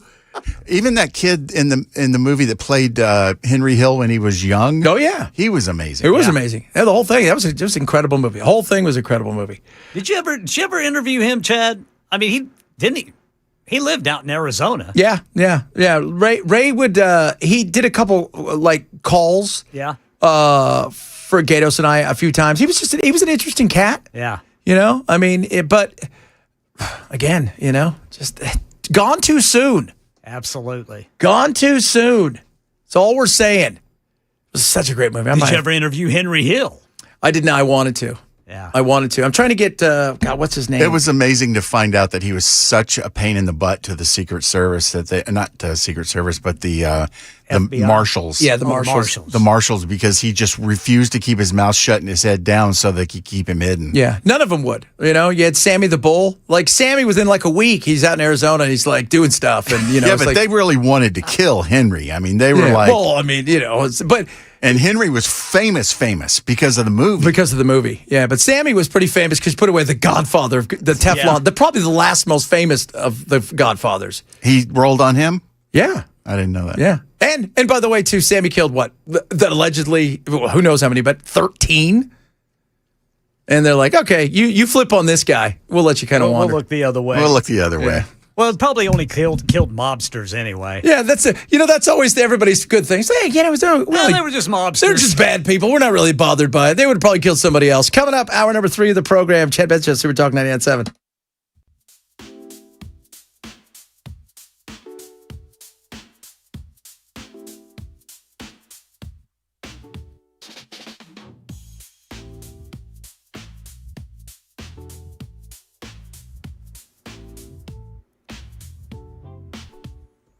I'm Ken Weaver with your top stories. Got the full forecast coming up in 5 minutes. Right now in Nashville, self-proclaimed conservative Republican Natisha Brooks says she's running for mayor. Tells WTN's Chad Benson Show one of her main pledges to voters is... One of the plans is to have a mayor that can work with the state. This bickering back and forth with the state and the legislature has to cease and desist. Brooks says she'll put together a cabinet that will look into where taxpayer money is being spent as a way to ease the burden on Nashvillians. Brooks is up against incumbent Freddie O'Connell, Metro Council member Joy Stiles, and conservative businessman Lou Wilbanks. The election is next August. Following President Trump's speech last night on election security, the head of the Department of Homeland Security weighed in today. Secretary Markwayne Mullen says DHS has identified over 250,000 potential non-citizens illegally registered to vote in 4 states. This isn't about rehashing the 2020 election. This is just exposing what took place and to make sure it never happens again. Those 4 states are California, New Jersey, Nevada, and Pennsylvania, but reports say DHS has not provided evidence any of those individuals actually voted. And in the UK, a new face will likely move into 10 Downing Street in a matter of days. Andy Burnham, nicknamed the King of the North, elected leader of Britain's governing Labour Party today, completing the final step before becoming its 7th Prime Minister in a decade. We are united, and we put the power that comes from that unity at the service of people and places who have been waiting too long for politics to let them hope again. And that's what we're going to do, everybody. We're going to give them hope back. Well, the severe stomach bug spreading across the country has now been linked to shredded iceberg lettuce served at Taco Bell locations in 5 states: Michigan, Ohio, Indiana, Kentucky, and West Virginia, not Tennessee. The FDA's identified a single supplier of the lettuce from Mexico. Taco Bell now voluntarily removing the lettuce, saying the affected ingredient from our supplier is being indefinitely removed from our supply chain nationwide. Reports citing official sources in the Washington Post and NBC claim the traceback investigation led to Taylor Farms as the supplier. And Nashville's Winter Storm Response Commission is continuing its investigation into January's deadly ice storm and the extended power outages that followed. During yesterday's meeting, commissioners reviewed a draft report that points to communication breakdowns between NES, Metro leaders, and the public. Members say they want stronger planning and more proactive preparation as severe weather events become more common as this commission works toward a final report later this year. That's the latest news. Weather's next. I'm Ken Weaver, WTN News.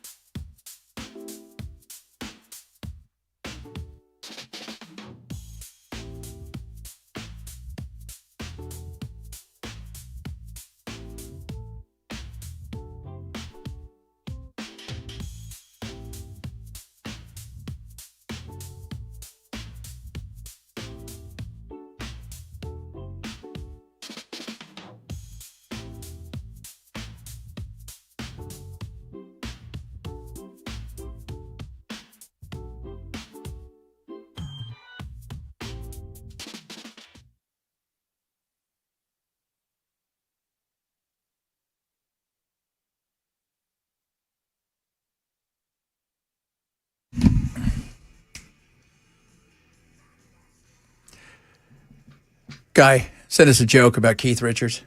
Says God was giving Adam a tour of the Garden of Eden. Adam says, "Who's that over there?" He's all, "Oh, that's Keith. He's been here since I got here." He was here before I got here. He is. I mean, Ronnie Woods looks okay, but Keith got to where he's looked like this since I was a kid. Absolutely. He didn't look any different. He looked ridden hard, and now he's grown into his ridden hard look. Now he's gray. So that is funny, man. That is fun. Of course, And he just recently stopped smoking. Yeah. Well, you never know. He and Ronnie and Mick are both. They still got their hair color, but it just comes out of a bottle now. That's okay. That's okay. You got to be able to embrace it. Not everybody can embrace stuff, Belle. All right. You got to be able to embrace the baldness, the beardness, all of that stuff. No. I should look like the guy from, was it God of War? Yes. Maybe I'll do that for... You have to do your beard brand. I'll do my beard. Yeah, we could do that, and I'll put that thing. Yeah, because they're looking for a new guy. Paint, the war paint, yeah.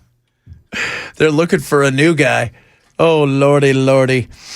A lot of you guys chiming in about...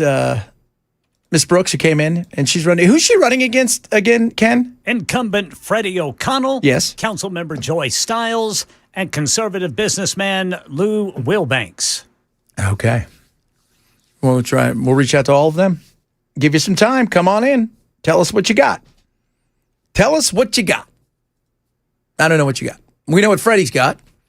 I mean, some tax increases. Choo-choo trains. But he's popular. But the tax increases, that's the first time since I've been here where there's been more than just a little bit of an issue, a wobble. Well, then, as we have talked about in the past, the increases are so big that it's shutting businesses down. Yeah, and I agree with him that some businesses go out of business because they're maybe not great businesses or the market. But businesses shouldn't go out of business because you've taxed them out of business. That's something that shouldn't happen. Yeah, if people don't frequent your business, or your business isn't run well, or it's just not the product isn't good, that's the market making a decision on the behalf of the people. But for the government to go, well, we're going to raise taxes, and it's too bad that business is going to close because they can't afford the taxes. That's evil. Yeah, you're essentially theft to put someone out of business. You strong-armed and put somebody out of business. And most businesses you hear from Acme and everybody else, it's not that they're anti-tax and any of that stuff. It's that this is overdone. The surprise. Anti-unaffordable tax. Yeah, everybody would be anti-unaffordable. How many of you have chimed in about how much that your surprise bill was? Because what you're saying is the same thing that people talk about when they're talking about hospital bills. You don't know until you get it. You're like, oh my God. If I'd have known it would have done that, I would have left my appendix in. I didn't really need that heart surgery. It didn't hurt that bad. I know that there was some blood poisoning, but I would have walked it off. How many states are we up to now with the fence? 34 states, including Tennessee, but the lettuce that the FDA has linked to the parasite 2 that is causing the explosive diarrhea was only sold at Taco Bell's in 5 states, and Tennessee is not one of them. Kentucky is, Indiana is, West Virginia, Michigan, and Ohio. Well, I'll tell you what. So, and is it Taylor Farms, right? Yeah, the Washington Post and NBC News are citing officials they say told them that the supplier is Taylor Farms. Then this is the one that's come out of Mexico. Because even though Taylor Farms headquartered in Salinas, California, might as well be Mexico. If you guys know anything about Northern California and Salinas, it's next to Monterey. Let's just say Salinas, California, and Monterey are different. The peninsula is different than Salinas. So, but it seems to be only lettuce. Okay. Yeah, the shredded iceberg lettuce. Oh, I like it. You know what? When it comes to my burger, I like shredded lettuce. Yeah, shredded lettuce is good. I'm not a fan of when they just go and they just rip something from the head of lettuce and stick it on Put there. a big old leaf on I it. don't want that. That's stupid. They take a thumbtack and pin it to the burger. It's just, I don't, shredded. Because I take mine at home and I shred it and I'll put the mayonnaise in it and do it around. Boom, slap it on there. And that's a win right there, kids. You know what some people do with those big old leaves of lettuce? That is their hamburger bun. They put the meat between the leaves. If you go to In-N-Out Burger, you can ask for like the protein style. Yeah. They do that so good. But you know what? That's one of those ones, if you're just doing the protein, you can go, I'll take a 4x4, which is 4 patties with 4 cheese. Because you're not getting any calories. You're not getting those evil carbs. Any carbs. Yeah. You're not getting any of that. I'll do a 4x4. I'd like some French fries too. And if there's any way you can give me a milkshake, that'd be great. They don't have carbs in them, right? You know, carbs are evil just because they're in all the good stuff. Yeah, no doubt. Milkshakes, key lime pie, donuts, mayonnaise. No, there's no carbs in mayonnaise. You know what? I think you're right. There isn't. Another reason to love mayonnaise. It's perfection. It Official is. condiment of the Chad Benson Show. I will tell you guys. I will tell you guys this right now. If you could talk about Keith Richards living forever, this, that, and the other. If a nuclear war happens because of Iran or whatever, and all that's left is mayonnaise, that'll keep you alive through the nuclear frost. Yes, sir. And it protects your skin.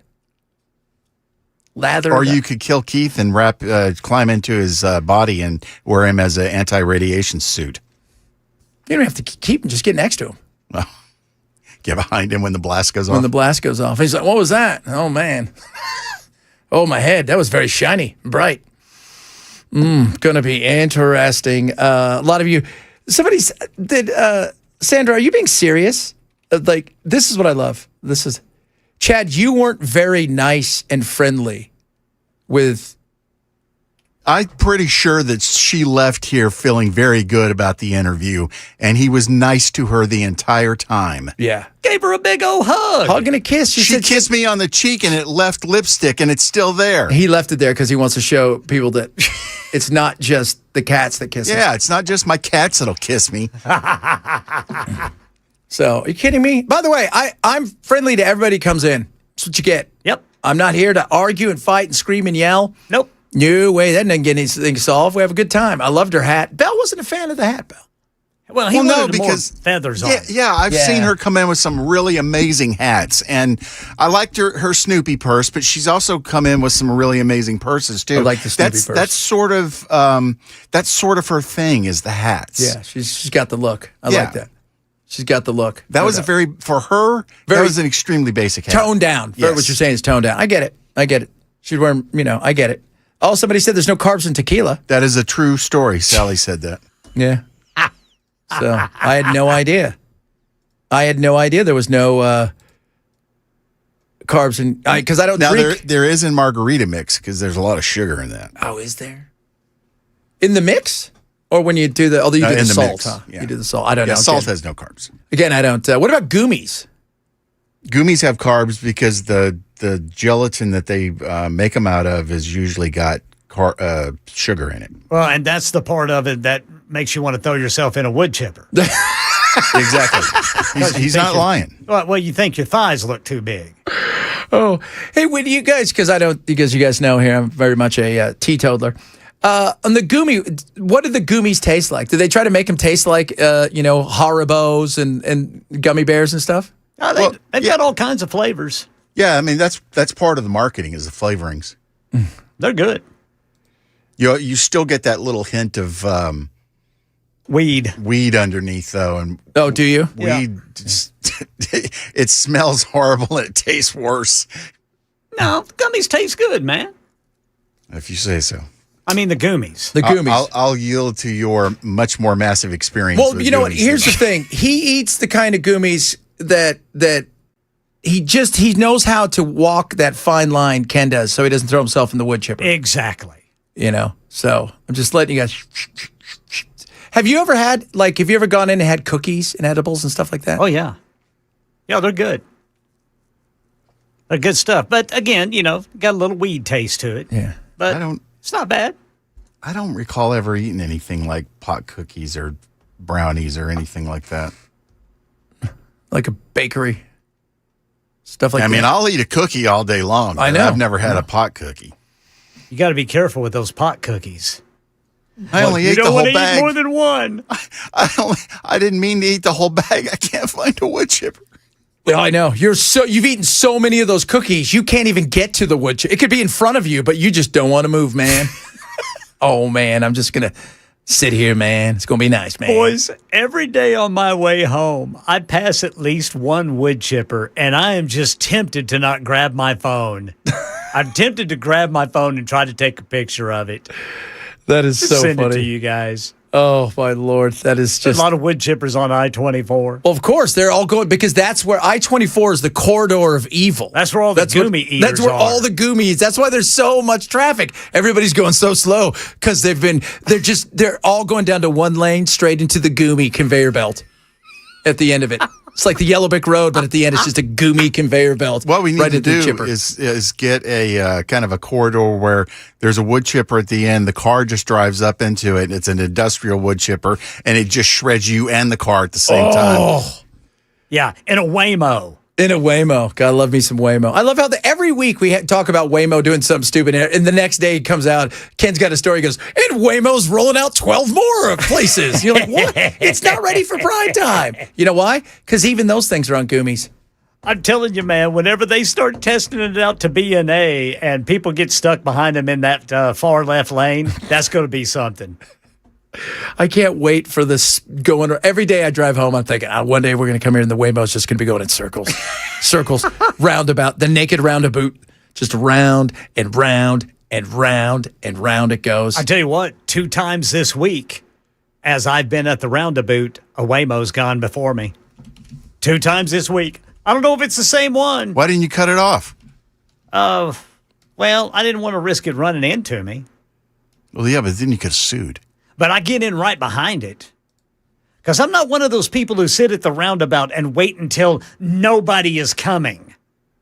Oh. Because in a roundabout, everybody's coming. You just got to get in the flow. Yeah. Do you use your blinker like you're supposed to? Yep. Okay, good. Most people don't. It's I a very do. European thing, the blinker. I do. I've gotten into just the habit of it. I don't even think about it anymore. Yeah. A lot of people, most people don't, though. I mean, so when you're coming in the roundabout and you're going to go around it to the right, but then you're going to go straight, you need to, once you kind of get to that roundabout, you need to hit that right blinker on so everybody knows you're going straight. So the people that are getting ready to turn on the, to the left of you can take off. Yep. People don't get that, though, for God's sake. Don't get that. And you know what, Sandra? We had a great time. If you don't believe me, Mrs. Brooks will tell you we did. Yeah. Big hug, big kiss, sweet lady, love her. Awesome lady. Awesome. And we did. Oh, and 1579 said, hi, I prefer Miracle Whip, so you're no longer allowed to listen until you apologize to mayonnaise. To mayonnaise. And need to apologize big time to mayonnaise. Hurt its feelings. Goodness, Miracle Whip. I never got Miracle Whip my entire life. Chad. Can't stand it. That mayonnaise, that picture of that mayonnaise you sent me, that was Fire Cheetos? Yeah. Did you buy that? No. Where was it? What store Walmart. Jack wanted me to buy it. He did. But I'm like, Jack, I know I'm not going to probably like it, and you want me to go and buy it, and you're going to use it. Do you know how many yogurts I have at the house that I will never eat? Do you know how much? He bought a bunch of Arizona iced teas. I'll bring those in if you guys want them. Yeah. He did all of that. I knew it. I told him. He bought cereal. He bought Takis. Then he wants me to buy him a gallon of Cheeto mayonnaise. At least you know he's a normal teenager who can pretty much eat anything. He can, but instead he'd be like, you know what? Because this is what we do as human beings, huh? You go grocery shopping, then you get home and you're like, I'm pooped, man. We did so much.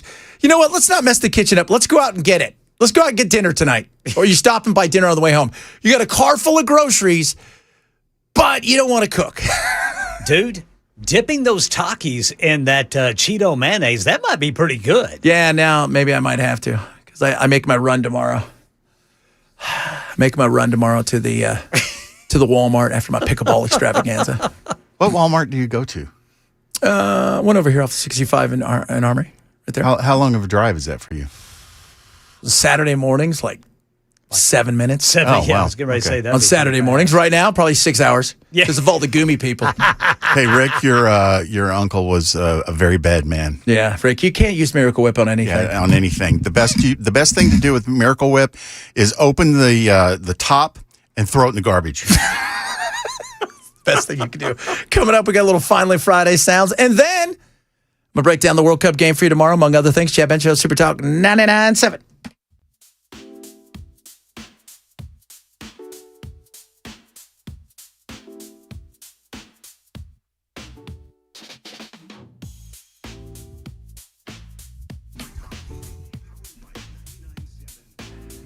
Relief Factor is awesome. And I'll tell you what.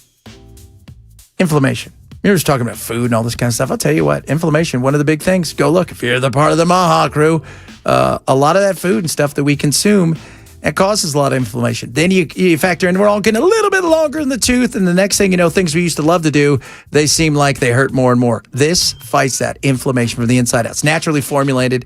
Take it every single day. Over 1 million customers take Relief Factor, and the reason is simple. It works. It works. Tested here, packaged here in the United States of America, which you got to love, and third-party tested too for potency and purity. So this is what I want you to try Relief Factor.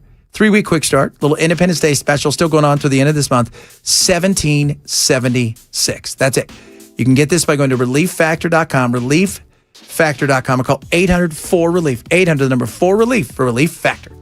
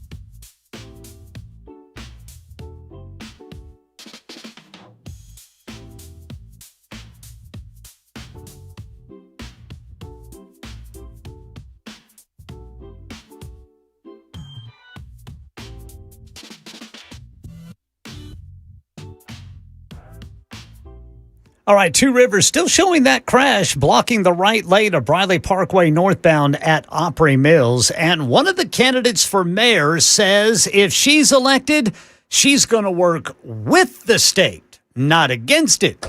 We'll let you hear from her coming up at 2:30 on Super Talk 99.7 WTN.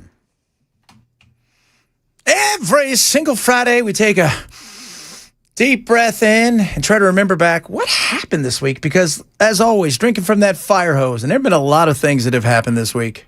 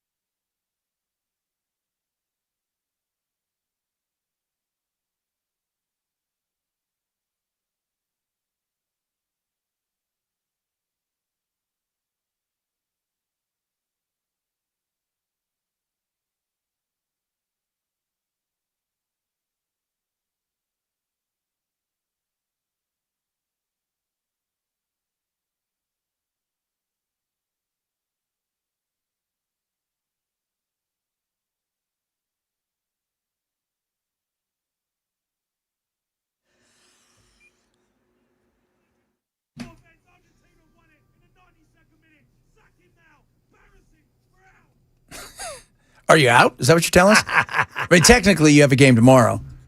Third place game. Technically. So you're not out, but you're out from winning the cup, if that's what you're saying. So the winner gets third place. So the loser Tomorrow, is, the winner gets, they have a third, fourth game.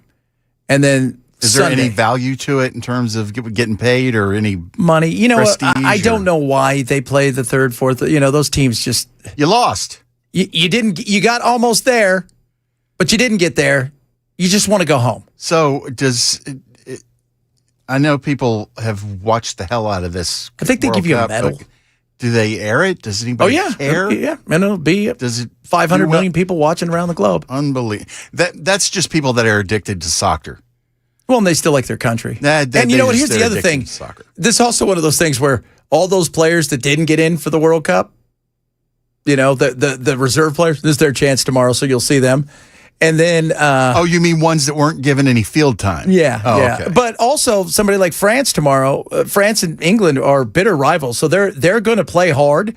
And Mbappe still wants to win the Golden Boot for the most goals, so he's going to go out and try to score. Maybe we get to see England collapse twice in one week. That's right. It's a possibility. It is a possibility. Speaking of that, Sunday is the World Cup final. We'll talk a bit about that. I'm going to give you my breakdown of who I think is going to win the World Cup final.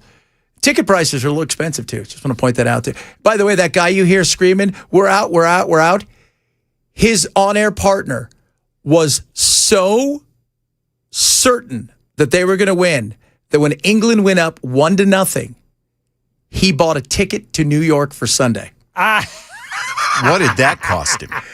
Probably $1,000 or $2,000. And that didn't even include the fact that he's flying there, turn around, fly back, but also that he was hoping to go to the game.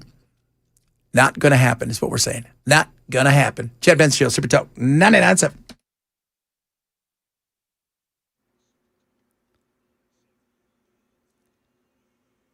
.230 on the dot. I'm Ken Weaver with your top stories. Got the full forecast in 5 minutes. Right now in Nashville, one of the candidates for mayor says she's a conservative constitutional Republican. Natisha Brooks telling WTN's Chad Benson Show it's time for Nashville to stop fighting the state. We're not getting anywhere with that. That's just the reality of it. The majority of your funds come from the state. There's not a working relationship right now. And so if the state is passing a law on this and you are going against that, that's a problem. Brooks says she's going to put together a cabinet that will do a deep dive to find out where exactly taxpayer dollars are going as a way to ease the burden on Nashvillians. Brooks is up against incumbent Freddie O'Connell, Councilmember Joy Stiles, and conservative businessman Lou Wilbanks. The mayor election will be next August. Crazy story out of Illinois today. A mass shooting that targeted members of one family. Illinois State Police. The Illinois State Police, along with the East St. Louis Police Department, are investigating a targeted mass shooting against a family here in East St. Louis. Preliminary investigation indicates that two 16-year-old suspects were taken into custody on Sunday, July 12th. The teens are a girl, only identified as WT, and her boyfriend, Jamire Davis. They're charged as adults with 5 counts of murder. Among the dead are the girl's 74-year-old grandmother, whose thumb had been cut off so the teens could access her phone to steal money, and the girl's mother, who reportedly warned police about a stolen gun and threatening text messages before she was killed.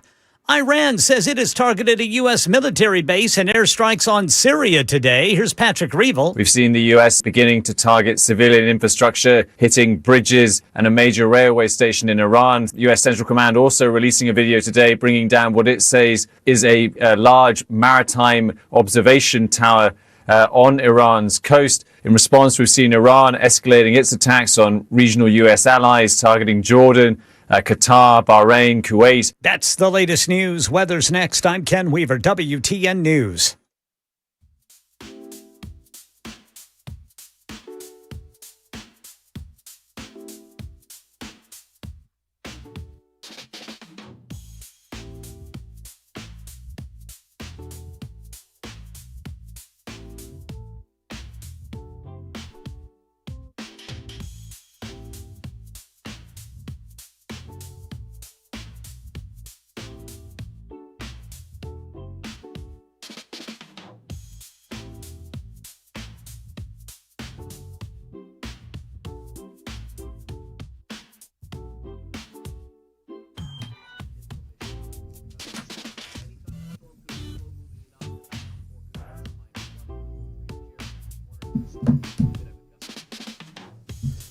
All right, guys. Busy Bee Plumbing, Heating, and Cooling. Buzzing around. Got great opportunities for you to get some amazing things like a new HVAC system. All right. Right now, purchase a select high-efficiency unit. Get free air duct fogging and a UV light home treatment. Help keep your home's air clean and fresher. And if you got plumbing issues, they got you covered. $800 off whole home water and drain line replacements. $500 off Halo 5 descaler and whole home water filtration systems. And if you buy yourself a Beehive Club membership, which you should, you're going to be able to gift one to a neighbor, which is awesome. But on top of that, are you ready for this? They're doing something amazing. How about this? Helping schools out right now, kicking off back to school drive. Our friends at Busy Bee, beginning now through the beginning of August. You donate an item for a student, right? You're going to see a $50 off coupon and you drop it off at the shop. And the final drop off is the first weekend in August, 1st and 2nd. That is Saturday and Sunday, both days, 10 a.m. to noon, Mount Juliet Chamber of Commerce. And all you need to do is look at stuff like paper, notebooks, pencils, crayons, markers, those kind of things. Busy Bee is out there helping because that's what they do. They're amazing. They're the best. That's why Busy Bee. Call them today, 615-775-7833. Visit them online at busybeehvac.com today.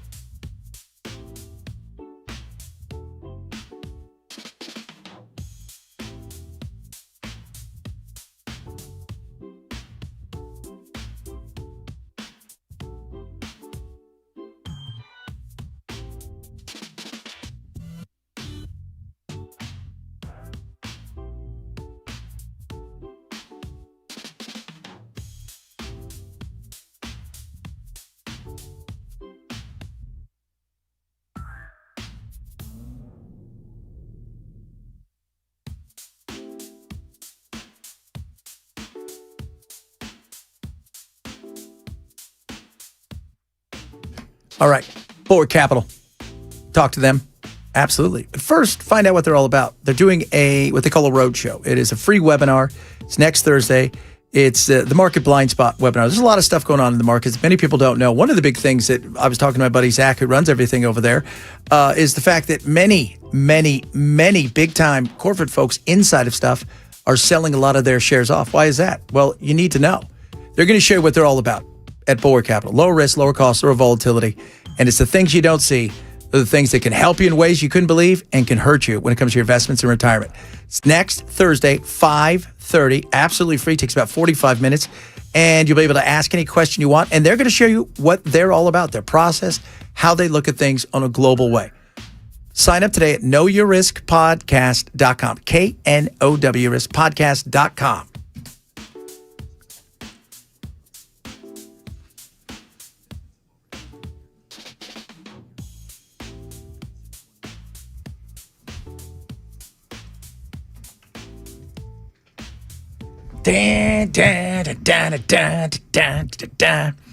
Third place game tomorrow in the World Cup. England, France. I think France gets a win. I think England are gutted because who knows when they're going to be back here again. I think France is going, well, this sucks, but you know what? We've won a World Cup. We're in the final last time, and we'll probably be back here again. Then you've got the big game on Sunday, Spain and Argentina.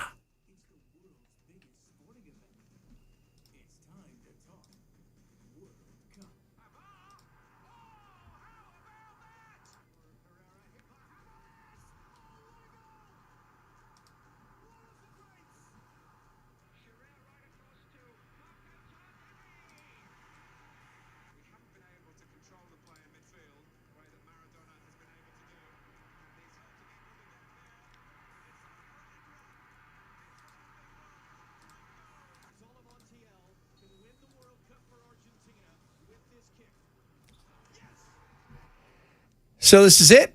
Big game. So the estimate between 1.6 and 1.8 billion people will be tuning in to the game. It's pretty good. Pretty good, if you can get it. So they went out and everybody, they do these the simulations. They look at all this stuff and they do all these simulations. 20,000 simulations were done. The number one about... How do they do the simulations? Is it a computer program? It's a computer program that is only built for sports. They can run it on anything, and they run it based on several. Do they have to input all the players' stats? All the players' stats. Also, all of the lineups that possibly can be. As far as who's the most. You're not going to put. Okay, how many people are on the team? Well, on the team, on the field. No, on the field. 11. Okay, 11. So it can give you, if you take out one person and replace them with another, it could give you the difference in percentages. The difference in percentages, the Holy whole crap. 9 yards. 20,000. The number one result from that was Spain 1, Argentina 0. About 12%. Spain has a slight statistical edge, winning 42% of the total simulations, largely due to their defensive consistency. I have an eyeball. 2 of them, actually. I think everybody wants, that Messi thing, the whole 9 yards. I think Spain, man, defense wins championships. And unlike England, Spain will not fold. They won't.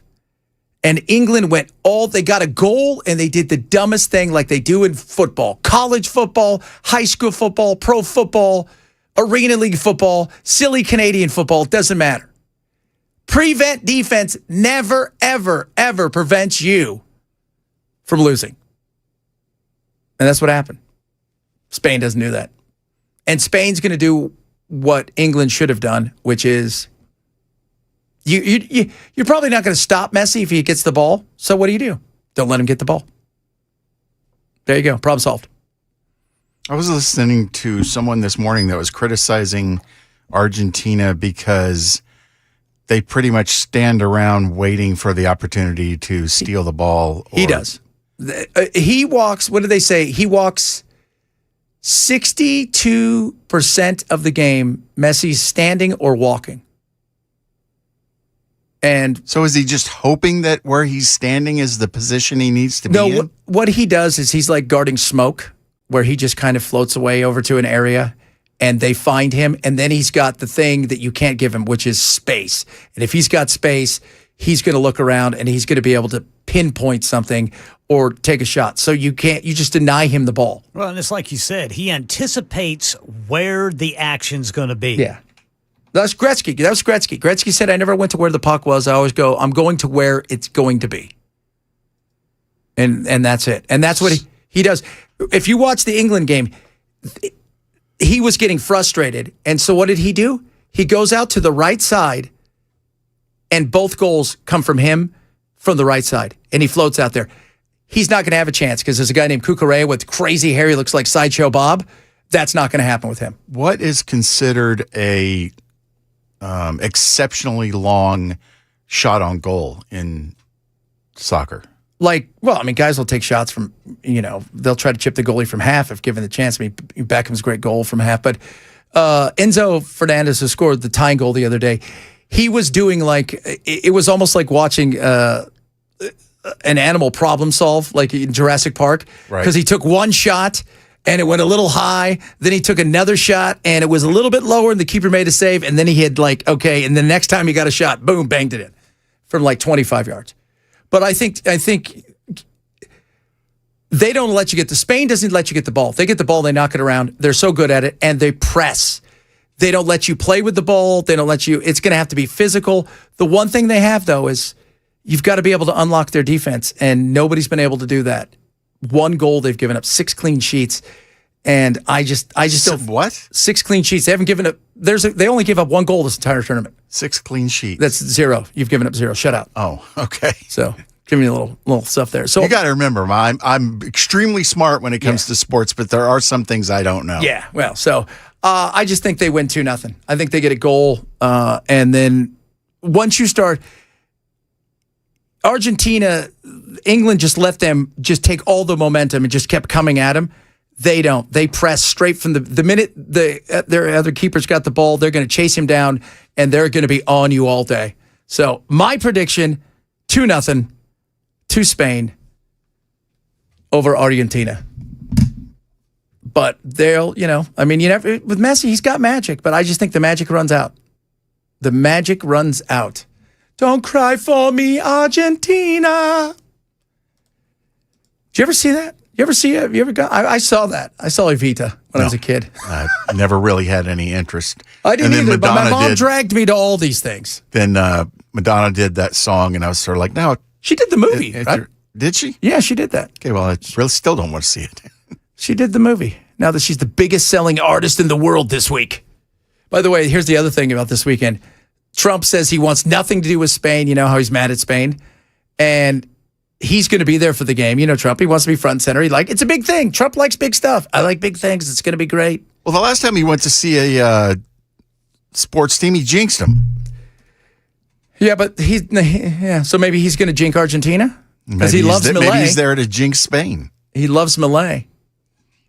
Yeah, but he wants probably Argentina to win. That's what I'm saying. Maybe he's going to jinx Spain. Yeah, but he jinxed the team. You don't jinx the team that you want to lose. You jinx the team that is your team. So I jinx. Oh, I guess that's true.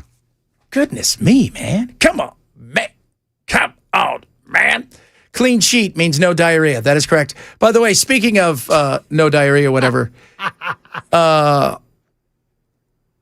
have you seen how bad the fires are and the smoke and stuff, Ken? Yeah. That's insane. Yeah, it looks like some of the time I spent in New Mexico and Idaho. Yes. Looks like the surface of Venus. It is. It's that weird orange glow. Yeah. And did you hear the pilots? They're coming in. It's sticking to their windshield. Yeah. I mean, that is A lot of soot in it. a lot of soot in it. I was reading today, there's between 800 and 835 wildfires burning throughout Canada, of which over 100 are what they consider out of control and have burned 5 million acres. So that's a massive. And then you got flooding in Texas. Nature, man, it'll mess you up. It will mess It's you. all unprecedented. It is never. Is it? You know what is unprecedented? In the low country, Kern County, all that stuff where it happened, all that flooding last year, July 4th, you know what they had this year? Sirens. Guess what happened? People got out. Some people died because they were slow. Not just slow, but they put themselves in positions they shouldn't be in. As we all know, when there's flooding, what don't you do? Drive into water. Bing! Unless you have one of those cars that has the snorkel. You ever see those trucks? Or you're in a boat. Or you're in a boat. If you're in a boat, go ahead and get in the water. If you're not in a boat and you're in a car, don't be dumb. Unless you have a snorkel. Like you see some of those cool cars, you got that snorkel thing. Yeah. Well, then if you don't have one of those because your car's not built for that, then may I suggest let's just get to higher land, because what's going to happen is you're going to have to be rescued. And we don't want that. No. Which takes away from rescuing people that are smarter than you.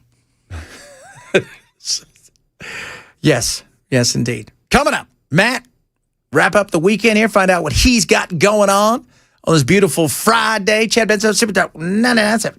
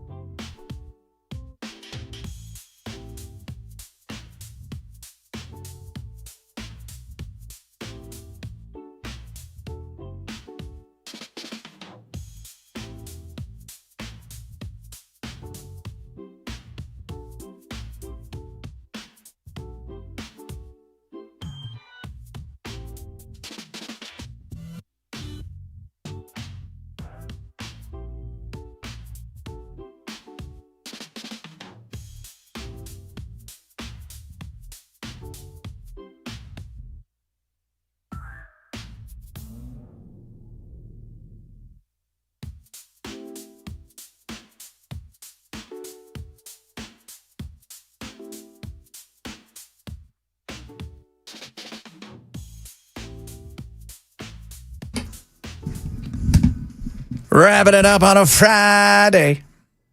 What's up, man? That's a sexy knee. Hello. A sexy knee. Oh, you see my knee? Yeah. In the shot? Look at that. You like that, do you? There's another one of those where that one came from. I should hope so. Indeed. I love you and I are both talking about Taylor Farms, and we're like, all of us are like, I eat a lot of those prepackaged things. I had so many of those. I can't tell you the number of those that I've eaten this year. And I worry about the little ham and stuff like is this really good? But it's okay. But Boys, they're out with a statement. Yeah. Are they worried? Yeah, they are. Let's see here. They are pulling all iceberg lettuce sourced from Central Mexico. But that is the only product that has the parasite. Taylor Farms says no other product of theirs is affected, and its branded salad kits do not contain iceberg lettuce. Well, okay then. So get on out there and eat you some. I'm still not buying anytime soon. Yeah, What about you guys? I'm gonna let there get a little distance between us and the space, the explosion, if you will. You know, it wouldn't bother me as much, but this isn't their first rodeo with It is explosive not. diarrhea. It's not. Seems to be their thing. It No. seems to. I mean, we've had I now know that Taylor Farms has had 3 explosive diarrhea situations. I don't know of any other lettuce company that's had any. So, I mean, maybe they have. I don't know. No, I don't know I'm either. just saying when your number is 3 and the rest of the lettuce companies combined is 0, I don't know. Maybe you're doing some. Do you guys get that people they want to eat it, consume it? They don't want it to just go straight through. I'm just imagining in the boardroom. Wash it?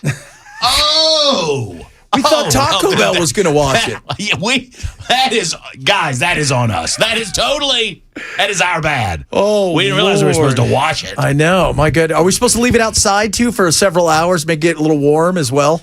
I want to know. You know what? I just thought of something. I want to look up the parasite, and get like one of those microscopic, microscopic. Like really zoom in on it. So, see if it's got like 9 eyes and stuff. Everything that's really small looks like an alien from another planet. Yeah, it is Montezuma's revenge. Nice. That's good. It is. For a while, we thought it was Uncle Sam's revenge. It is not. It's Montezuma's. Well, when I have Montezuma's revenge, I would prefer to have it on tequila. So, thank you very much. And not on. I mean, tequila. If I'm drinking tequila, it's a little worth it. Yeah. Well, I mean, you're getting some out of it that's fun. Yeah, right? Yeah, I mean, at least I had an experience. Lettuce, not so much. I'm trying to do healthy crap. Yeah, this is what I get for eating healthy. That's why I eat crap. Mm-hmm. Back to Twinkies. I mean, but you know what they should do? They should come out with a statement going, what? Y'all are eating lettuce to lose weight. You're Explosive welcome. Diarrhea. Cheaper than GL1s. No need to thank us.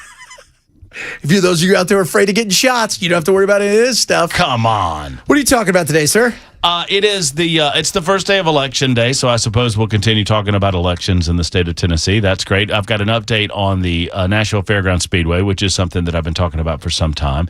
There's a brouhaha over AI advertising in the election campaigns that we'll talk about, and maybe a little. I mean, I was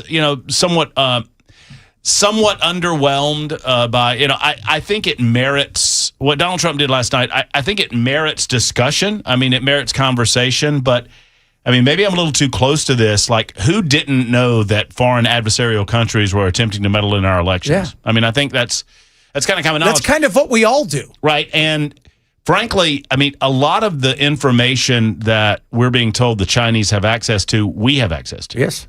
Absolutely. I have access to voting rolls if I wanted to, if I wanted to go into Kentucky and get the voter rolls of Kentucky and see. I mean, you can do that. You right? can. You can buy data from data brokers. It's right. All of it's out there. You don't need to hack it. They're selling it. But if they are, are the Chinese attempting to meddle in things they shouldn't meddle in? Sure. Does that necessarily merit? I think this was an effort for Donald Trump to get the Save America Act back on the front pages. Yeah, that's what I thought so too. And he was really trying to push it front and center because he knows that if he loses the House in the midterm elections, it's kind of. It's definitely your duck days are here, sir. Yeah, so you got so you feel like if there's an uncertainty there, you've only got a couple of months, and So we'll see. Right on. But they're not going to do anything with it anyway. Party, guys. He's partying. That's what we're doing. That's what we're doing. He says he's never been so excited to do a Friday show as he is today. You guys have a good one. We'll do it again on Monday.